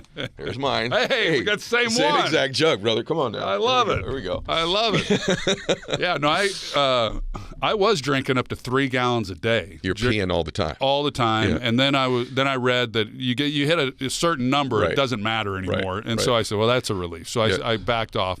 But I do that. I meditate. I've been meditating for about 10 years. It's changed my life.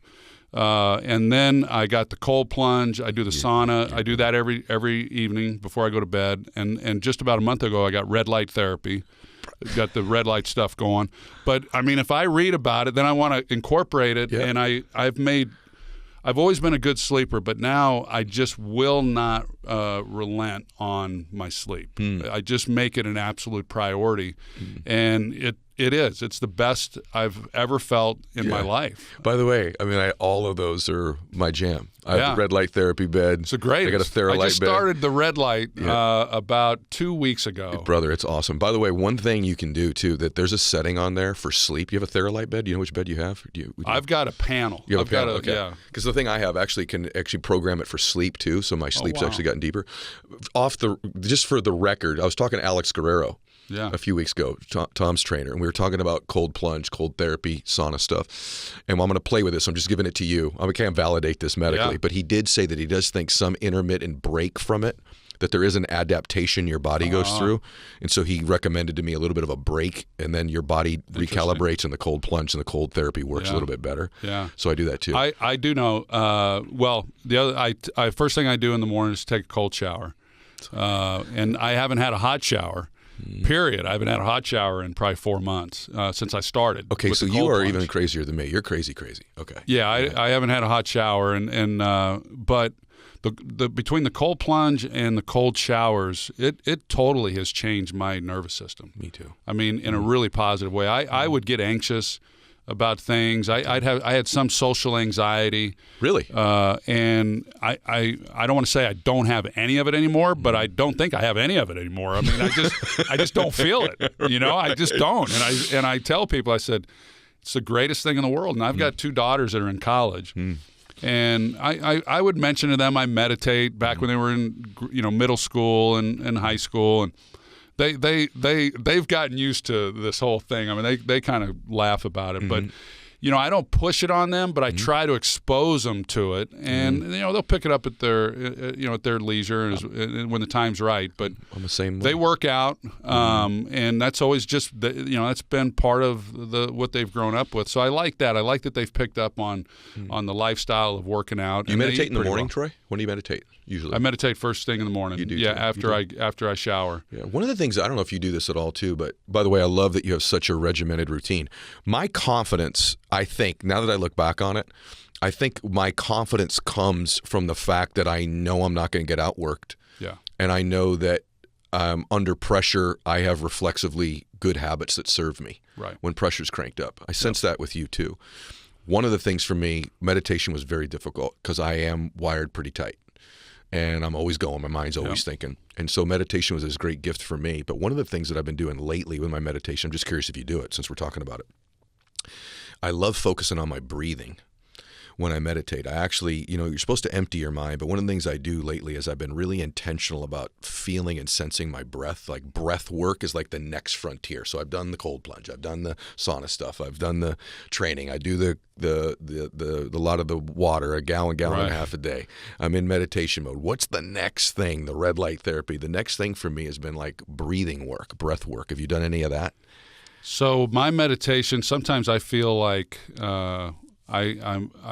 sometimes I feel like I'm not advancing like others in that space because I only focus on my breath. You do? Okay. And I know there's a lot of different ways to meditate, but I only focus solely on my breath, and then the mind, and then I bring it back. And I hear people say all the time, and I'm like you. I mean, I thought, man, this is going to be tough. But the way that I've been to a few retreats. I've been to a couple retreats, silent retreats. You ever follow Sadhguru? Do you know who that is? No. Okay. But you talk about the breath work, Wim Hof. Yes. I mean, I've had people who are doing his techniques, and he's another that I follow, and he definitely is into the cold. Sure is. And some people that are like-minded like us, they tell me that they're doing some of his techniques in the morning first thing, and how life-changing that has been. Yeah. Now, I will tell you that the reason I started meditating 10 years ago is because I just felt, Ed, that, gosh, if anyone should be happy in this world, if anyone has achieved everything that they had hoped to achieve, my dream, my whole life was to be a professional athlete. Right. And I was able to do that. And I was able to have this great lifestyle from it. I was broadcasting and I called a game at the Super Bowl. It was the helmet catch, David Tyree, when he beat Tom Brady and the Patriots when they were undefeated at the time. And I remember after that game, Ron Jaworski came up to me and said, "Man, that was an unbelievable game. How about that?" And I said, "Yeah, it was great, Ed," or Jaws. And he says, "Oh, yeah." And I said, "Yeah." And he goes, "What's wrong?" And I said, Jaws, I didn't do anything. I just talked about it, And when I played in those games and we won, I mean, heck, I'd be the most excited guy in the room. He kind of had this quizzical look, and walked away. And I've never even had this conversation with Ron. But I remember thinking to myself, man, if this is as good as it gets, I just called what may be the greatest game ever played, and yet I feel totally empty. And so I started thinking, man, if anyone should be happy, it should be me. And what's missing, And I started looking up stuff, reading about stuff, really? and meditation was kind of, and that's why I say it's really changed my life, and it's allowed me, and more so in the last couple of years, because of some personal things that really made me take a real hard look at myself and figure some things out. And meditation has had a huge role in that, because for the longest time when I started meditating, I did it, but but the light never came on as to what are the benefits of this. I kept doing it. Yeah. But then about probably 3 years ago, I read a book called The Untethered Soul by Michael Singer. Great book. Yeah, and I tried to read it probably 2 years prior to that, and I couldn't get through it. I was just like, this is too much.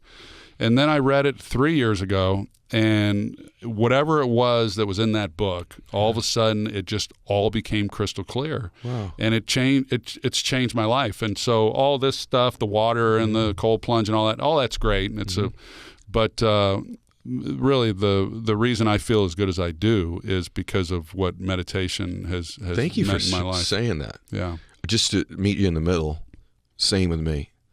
I've always, and I can't even be on, if I'm really being honest, because I do that on our show, I don't know that I'm on the other side of what you just described completely yet. I still go, if anyone should be happy and real blissful in their life on a regular basis, it really ought to be me.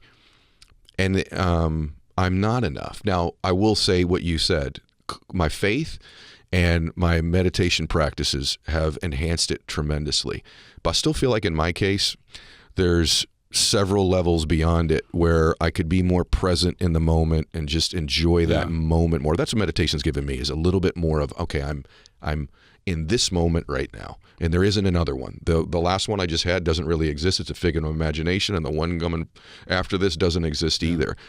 But for me too, if I'm being really honest, I still now part of that I think is both of our wiring, that's why we dealt with winning well, because we're that's what I was going to ask you. What meditation has given me is stillness. When people ask me, what does it do for you? I mean, the word that comes to mind is it gives me stillness in my life, because I was like you, that I just always wanted, I just had to go, and trying to meditate and sit still for that, I just felt like, God, there's things I need to do, and but now I can just meditate and just totally take in the moment. But you're probably like me in this regard then too, that I was hard on myself. Me too.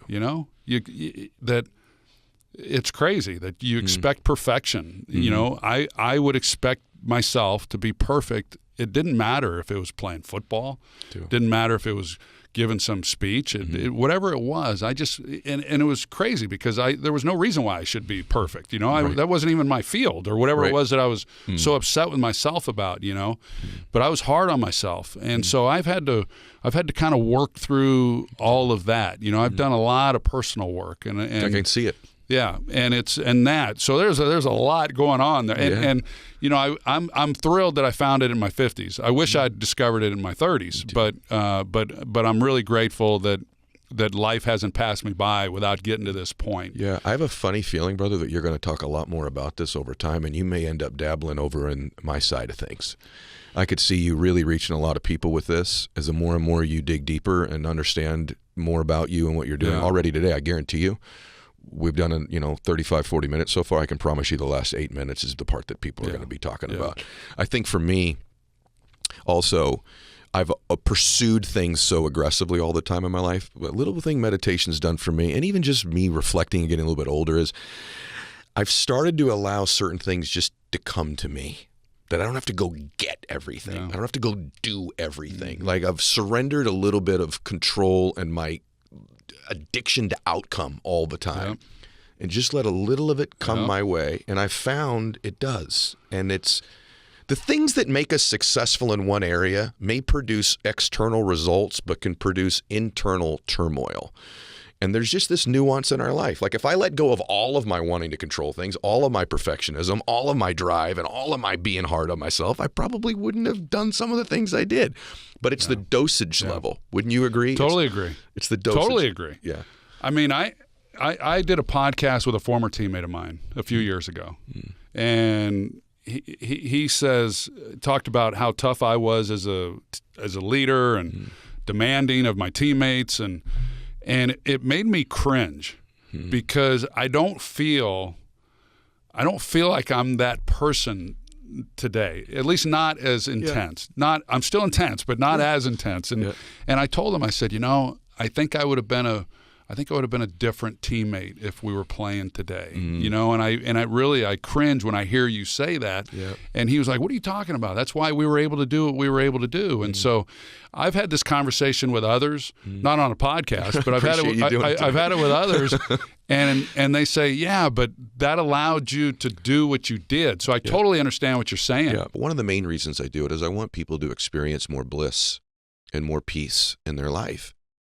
And that's why I've wanted you here so badly for so long. That's exactly what we do. I know we what have you do. these small capsule programs called sky breathing techniques, and when they practice it, they find themselves in a completely different space. They're able to shed the anger and frustration, feel, get connected with one's own inner state, inner peace. Through breathing. To breathe. You also have a book coming out called Notes for the Journey Within. Correct. Let's because that's really the journey I'm on right now, and my audience knows it. I'm on this journey within. I think a lot of people master the external game of their life. They get pretty good at achieving different things, but the internal game is a different thing altogether. And so let's talk about that for a minute, because you used meditation as a tool with these leaders, and part of meditation, connected to meditation to me, is breathing. Right? Is some yoga practices. What would you tell the average person listening to this who's like, I don't know about this meditation thing. I can't quiet my mind, and, breathing, really? I'm going to start breathing better, and that's going to change my life. Because, by the way, Breathwork has absolutely transformed my life. Correct. And for me, I must tell you, one of the main reasons your teachings have helped me is, I'm sure it's the breathing itself, but it's actually the time I've taken just to be with my body, and to be with myself, and to just pay more attention to me, and my breathing and getting quiet has caused me to be much more, I think I'd call it self-aware and intentional about different things. So what would you tell people, because meditation is this broad topic, and breathing, what would you share with us? I would call it as a process of mental hygiene. Mental hygiene. Like dental hygiene, it's a mental hygiene. We get so stressed, and neither at home nor in school we learn what to do when we are upset, when our moods are bad, when we are in rage, when we are restless. Nobody has taught us how to manage our mind. And to manage the mind directly is almost impossible. Mm. And breath is the lead. For every rhythm in the breath, there is a connection to our emotion and our state of mind.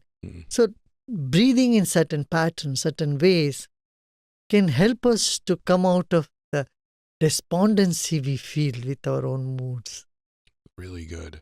What I've noticed when I'm not in control of my breathing and anger rises in me, and they've been proving this too, that there's a lack of heart and brain coherence that happens at one time, and you actually give yourself a kind of a form of a lobotomy.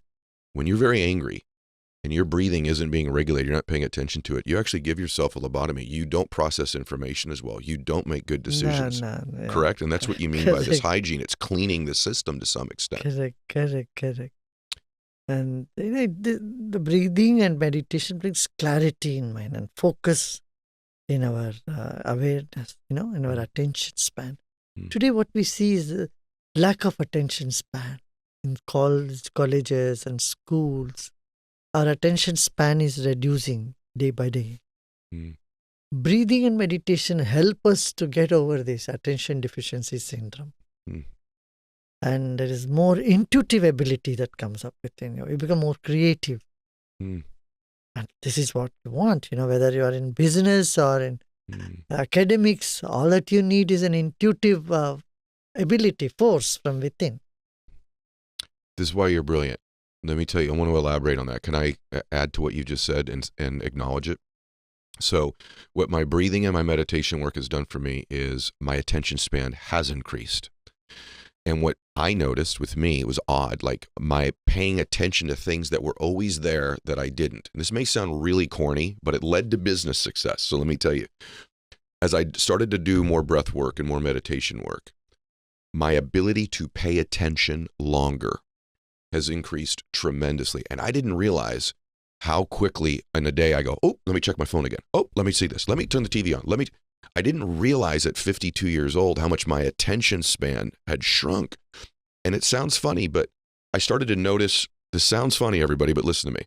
I started to notice like wrinkles on my hand that weren't there before. Paying attention to my hand. I've seen things that were there all the time. Certain trees in my backyard that have been there the entire time I lived there that I have never seen or recognized before.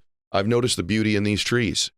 I noticed there's a part of my yard where I didn't even know it, where there's a hill that's in their yard. I thought it was flat. I noticed these little things. You think, well, what does that matter? I don't know, but it gave me a lot of peace and joy. And then when I'm in business meetings, now I'm noticing emotions on people and facial expressions and tonality that I wasn't paying attention to. That's made me a better speaker, a better businessman. But that goes all the way back to breath work and meditation. These little symptoms showed up of trees and flowers and a breeze that have led to better decision making. Yes, Ed, you are absolutely right. The first thing that it does is it improves your perception, observation, and expression.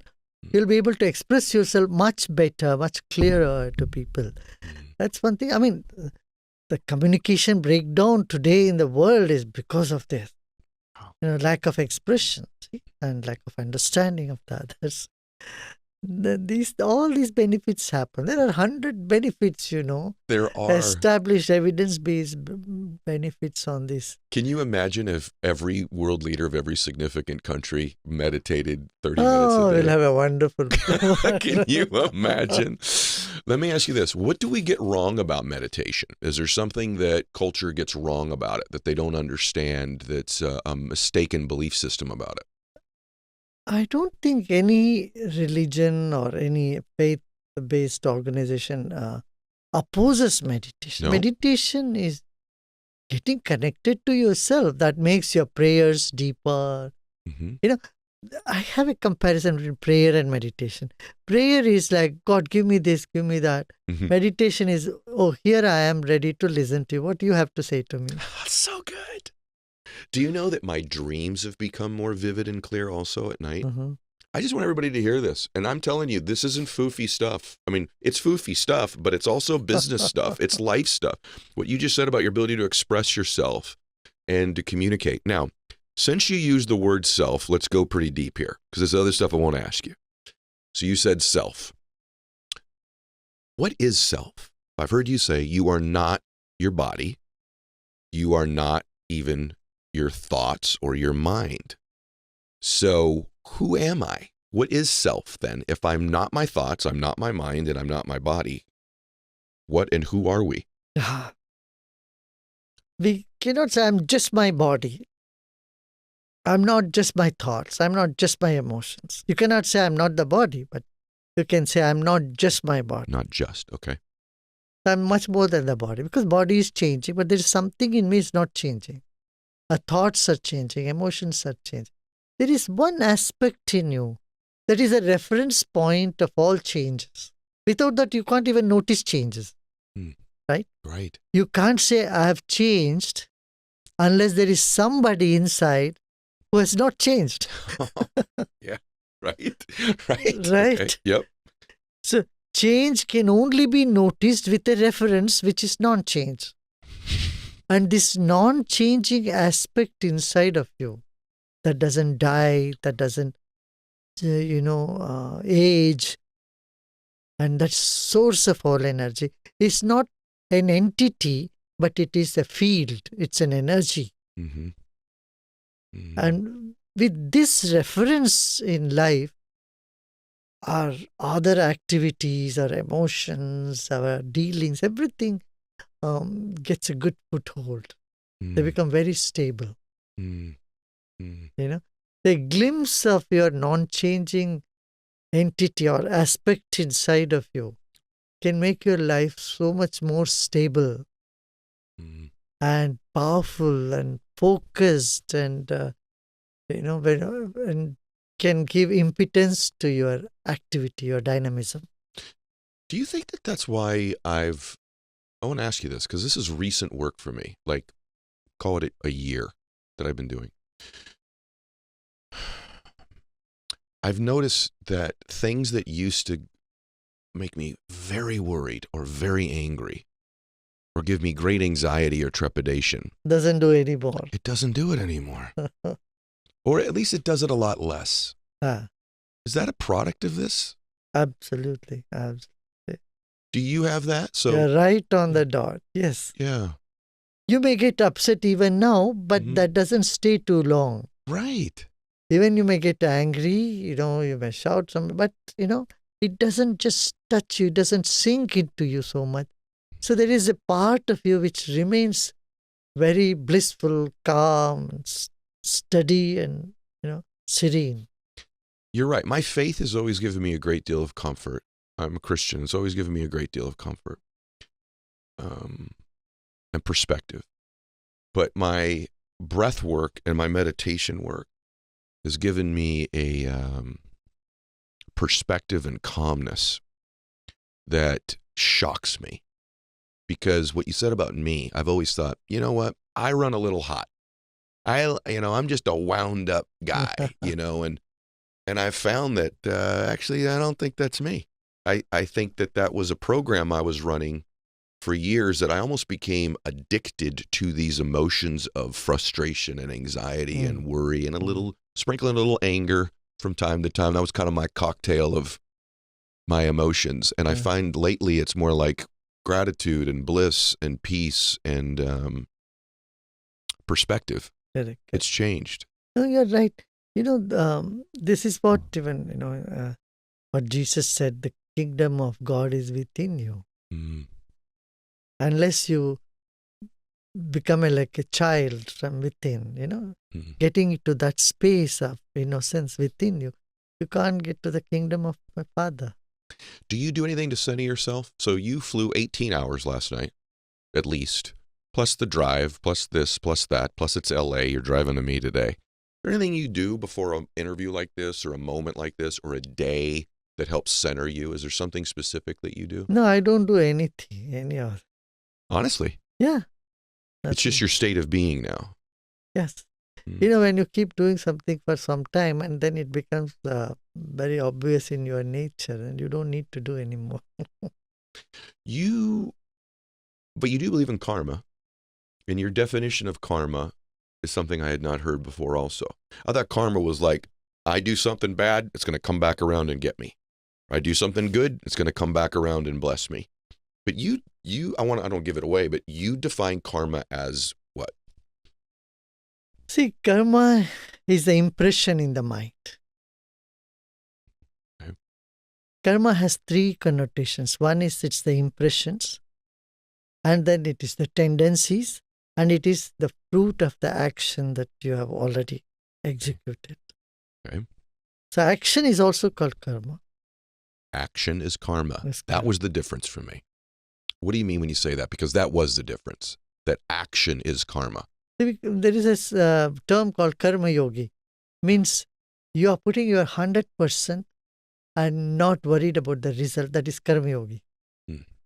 And your action is an expression of joy rather than expecting joy out of the action.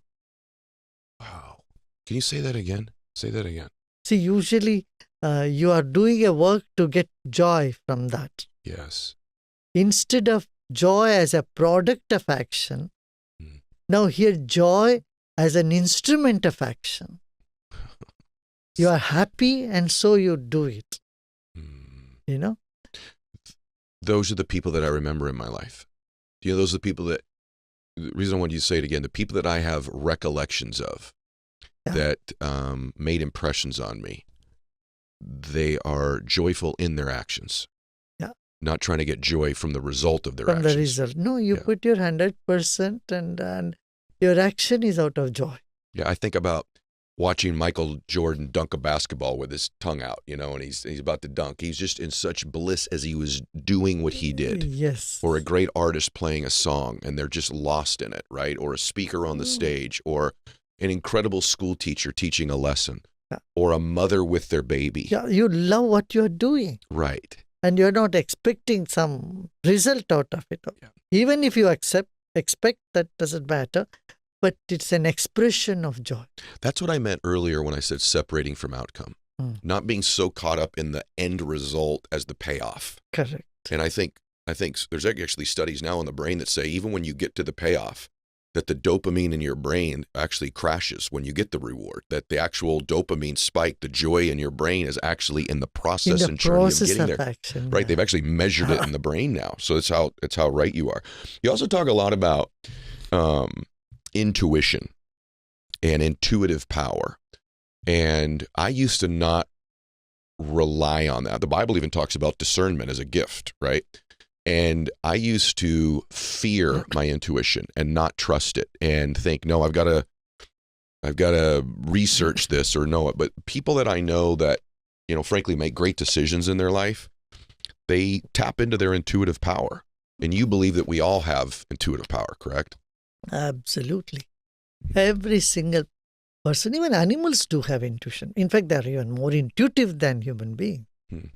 We have intuitive power and we need to tap into it. That makes life a lot more fun and a lot more easier.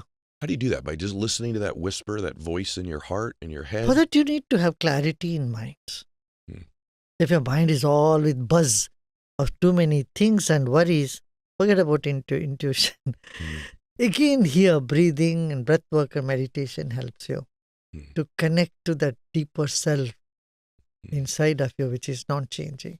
What specific thing? I want him to read the book and I want him to go to your courses too. So I want to don't give too much, but what about breathing? What could you teach us right now as it relates to our breathing that would benefit us? See, the first act of life is you took a deep breath in. Then you started crying. The last act of our life is you will breathe out and you'll make others cry. Yeah. If you don't do that, then you have not lived a good life. Wow. So in between, when we are breathing every day and night, we are releasing toxins from the body. We are bringing to rest our subconscious, unconscious mind. But we seldom attend to the breath, which has several patterns, several rhythms.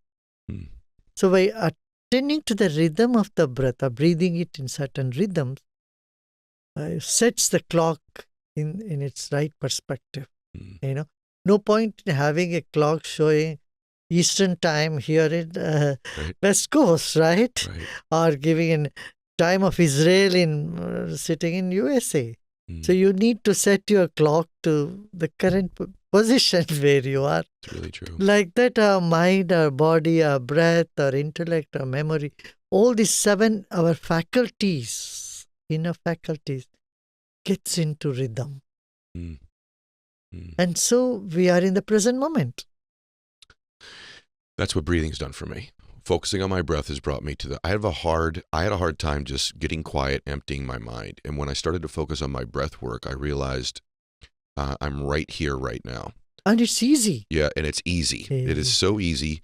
It's interesting in life. The things that are the most wonderful in our lives, we need to be careful not to take for granted. So you have this amazing spouse, and maybe over time, because they're just there all the time, you begin to take them for granted.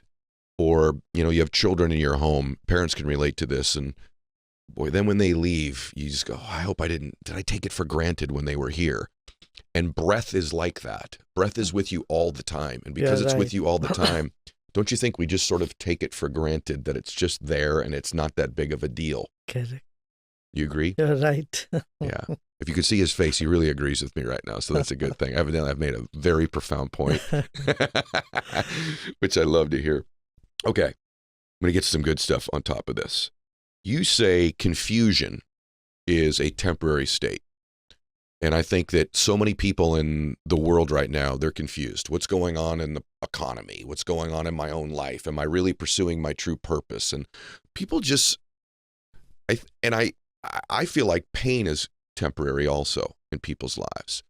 But you talk about this idea that confusion is temporary, and I just wanted you to elaborate on that, because I think people think they're going to live in this perpetual state of not knowing their purpose or their passion or their cause or where they're going. Knowledge comes in contrast. It's always like that. You can feel the cold because there is heat. Similarly, there has to be some clarity. Only then you can even feel the confusion. If the confusion is so perpetual, you can't even feel it. You can't even know that you are confused. So they all come in little doses or little gaps. So in the gap, you realize, oh, I was confused, or I'm in confusion. That is a clarity, see? Yes. If I say that, oh, I am so confused, that means you have some clarity at least. Right. You realize what state you are in, right? Mm-hmm. And so we cannot generalize and eternalize everything. Usually we say, generalize, I'm always like this, I'm always dull, and I'm always lazy. These are things that, we tend to see that way. Mm-hmm. But in reality, you simply have to take a little time for yourself to have the clarity dawn in you. I would say more than confusion today, people are in a state of uncertainty. Yes. Everything is uncertain. So that state of uncertainty causes more confusion in the mind about the choices. What I was going to say about that was, I hope everybody can feel what I feel sitting really close to you, because energy is real. And when you're in the presence of somebody that has such peaceful energy or clarity, you tend to catch some of it. So like, as I'm sitting here listening, I'm finding myself like very at ease, very peaceful, very clear in what I'm thinking about and that I want to do. And I feel like that's almost like an energy frequency that you give off. And I guarantee you, everyone who's come in your presence feels this. It's just easier. It's easier. We convey more through our vibrations than through our words. You may talk for hours, but then if the vibration doesn't convey, nothing gets conveyed. So one can stand and talk about love for 1 hour, but if they're not living it, if it's not coming in the vibrational level, you don't feel anything. You're right. But a puppy in your home, a dog in your house can make you feel that love in no time. A baby can make you feel that vibes, right? Yeah, just their vibrational frequency, just their presence. Yeah. And you should ask yourself, everybody, I want you to talk about this too. When I'm around you, it makes me evaluate other people I'm around. And what energy do they give me? And, you know, I don't think people evaluate often enough the vibrational frequency they're getting from the people they surround themselves the most with. Do you believe there are toxic people? Do you believe there's toxic energy? Do you believe people should be more vigilant in their evaluation of the human beings they surround themselves with? What are your beliefs about that, your thoughts? As I said, we are an energy field. Definitely, Mm-hmm. each other's energy affect us. Mm-hmm. Suppose someone is very angry and they're coming with those vibes, and then of course it affects you. Mm-hmm. Unless and until you are very well established in yourself, you're Right. very strong, you're very centered, then you take them all as kids. Yeah. See, like a school teacher, Mm-hmm. a nursery school class teacher, kindergarten teacher, she knows kids come with all different emotions. Mm-hmm. And even if they are jumping around, some is crying, some is yelling, some is angry, it doesn't affect the teacher It's true. It's true. because you have gone one step ahead to make yourself much stronger. Mm. So again, here, breathing meditation, as if it is practiced regularly, will keep you in that state of positive energy. So the negative energy doesn't affect you that much as it would otherwise. Maybe the best description I've heard of that is how you describe the 5 elements and then ending with light. Would you tell everybody about that? Because I think that light is energy, right? Can you tell them what the 5 elements are of? See, we have earth, water, fire, air, ether. These are the elements. Mm-hmm. But one interesting thing, if you see, the lighter energy spreads more. Spreads more. The finer it is, it reaches more. Hmm. So our mind is much lighter in the sense. Hmm. In meditation, one can experience this. You cannot understand just as a concept, Yeah.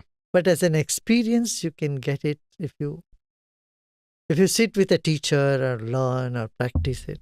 Then it's easy. So let's talk about how that turnaround happens. So it ends up kind of going BK. Yeah. Real estate market takes a dump. Can't get your hands on some leverage anymore. So you're going to have to be in that process. But you'd already been remaking yourself, already changing. Yeah. Let's talk about some of those key things for people there's a lot of people that are watching this like, hey, I need to remake. Right? I'm at that point. I got to reboot. I got to shift some things. I need to take personal inventory.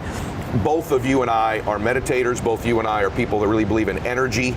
And so let's talk about just some of those key things that have worked for you, if you don't mind doing, okay? Absolutely. Talk a little bit about meditation, just that one topic alone, how that's impacted you and what you do with it. For me, meditation's about, believe it or not, vibration. Yep. Everything I believe it. vibrates. Yep. Table, then plants, animals, humans, light, sound, and then thought. Do you know what thought vibrates the fastest? The truth. The truth. The truth vibrates the fastest. Okay. And so someone taught me, if I could teach you to meditate to increase your vibration so that you could live closer to your truth, meaning you can only be aware of that which vibrates equal to or less than you. So I'm going to teach you through meditation to vibrate faster. Okay. And so I learned theta meditation. Okay. The other key component of meditation that I found in people like you and I that are reactive, we're go-getters, is that I would waste so much energy reacting. And I ran into a Master Shaw, who gave me this. Okay. He's also a martial arts expert and master. Okay. And he could take all these guys around us, and they could all attack him at once. And I'm like, how do you react so quickly? Yeah. He says, oh no, I don't react quickly. I go back to center quickly. It's good. So, and that's what meditation truly does for me beyond the vibration, is every morning I have a center spot. So if something takes me off of that spot for the first 20 minutes a day, Yes. I don't worry about this. I worry about going back to here, and then this becomes an illusion. Oh, I love that. Because when you're at peace, all distractions, attacking thoughts, voids, shortages, obstacles are just illusions. Yes. Right? We live in the will of the universe. I live in the favor of the universe. That's right. And when I'm off center, I'm not in the favor of the universe anymore. So all I concentrate on And now, do I do that 100% of the time? No, you can Nobody call my does. wife, my Right. employees. Right. I just do it more and more Right. every single week, month, and year. I want to stay on that for a second because a lot of times people that watch this too don't even really know what meditation means. They think, oh, does that conflict with my religion? It doesn't at all. Meditation it's not a religion. It's a way of emptying your mind to begin with, by the way. But you should learn about meditation regardless of what your religious beliefs are, in my opinion. Okay, I don't think it impacts your religion one way or the other. But you talk about those energies, and I heard you talking about one time about there's like 3 types of energies people live in. Do you remember talking about that? Of course. And this has a lot to do, I think, with how you turn things around and this energy that you describe. What are those 3 types of energy? So the first type of energy is the world of not enough. Yes. And I've met so many people, even that have a lot. And these are like the billionaires that commit suicide. They live in a world of not enough. And so all you do is keep attracting not enough. Yes. Then there's the world of just enough. And I feel really frustrated for these people because no matter how hard they work, no matter what good intentions they have, they always live in a world of just enough. I just have enough. I just have enough. And then there's the greatest world of abundance, more than enough. More than enough. And when you live more than enough, you give freely. You're right. And you receive freely. Yep. Most people don't have a problem giving. Most people have a problem receiving. And it is a shift, and I think a conflict in most people's mind. And I'll tell you how I know it. You and I both get the blessing of speaking in front of thousands of people. Right. I love to ask this question: who here likes to give? Everyone innately, they can't even hold their hand out. Yeah. Everyone raises their hand. Yeah. Then I ask real quickly, who here likes to receive? You get this energy. Wow. You're right. Some people won't even raise their hand, but even the people that do, there's this hesitation, which shows you energetically they have a problem with either not feeling worthy or not trusting the universe. They feel like, God, if I receive, I'm somehow cheating. Yes. Right? I'm not. Like, there's this weird energy. You're right. So I help people a lot of times with living in a world of more than enough. Yes. That you actually, it's okay to receive because it creates the flow. You're emptying someone else's vessel. That's right. Right? Right. The way that you, by giving, should empty yours. I so believe that. And that's this impediment in people's lives. They're unwilling to receive the great gifts of life to themselves. And you talk a lot about, I love this too, about outcome. So in that same vein as we go down here, people get confused by this with me all the time. I talk all the time about having goals. I think it's great to have goals, but I've been the most successful in my life where I've separated my addiction to the outcome. I was so addicted to outcomes all the time. And what it did is it tightened me. It frustrated me. It stressed me. It put undue pressure on me. So talk a little bit about how I think people think once I get somewhere, then I'll be happy. Once I get this big beach house, then I'll be happy. Once I get a boat, and I can tell you there are plenty of people that I live by right here that have these beach houses that still aren't happy, by the way. And I also have a whole bunch of people who don't have beach houses who live very blissfully. So I talk a lot about living in what I call like blissful dissatisfaction. What I mean by that is you can be dissatisfied and want more in your life, but there's no correlation with that with not being able to live happily and blissfully now.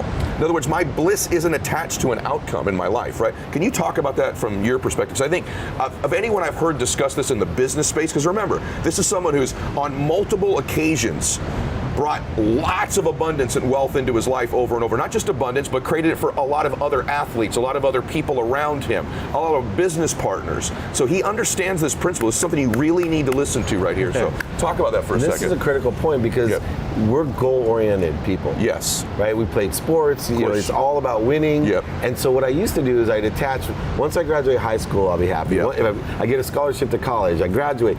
All these, and every time it occurred, I still was in the same state of mind. Yes.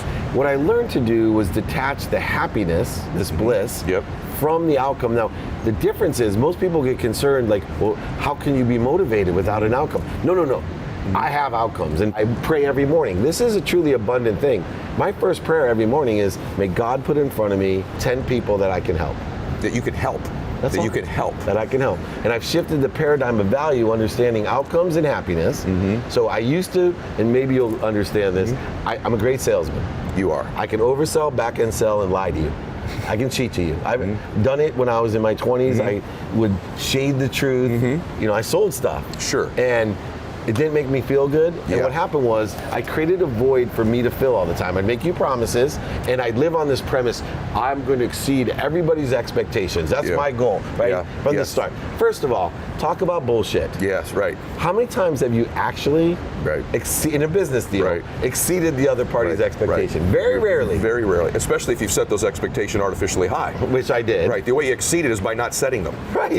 Right. By not charging or Right, selling it. right. And that's what I started Right, doing. right. But what was cool was I started with this prayer, and then I said, what if I started the day with this energy that God put a whole bag of $100 bills in front of me, and my job all day long was to trade $100 bills for 20.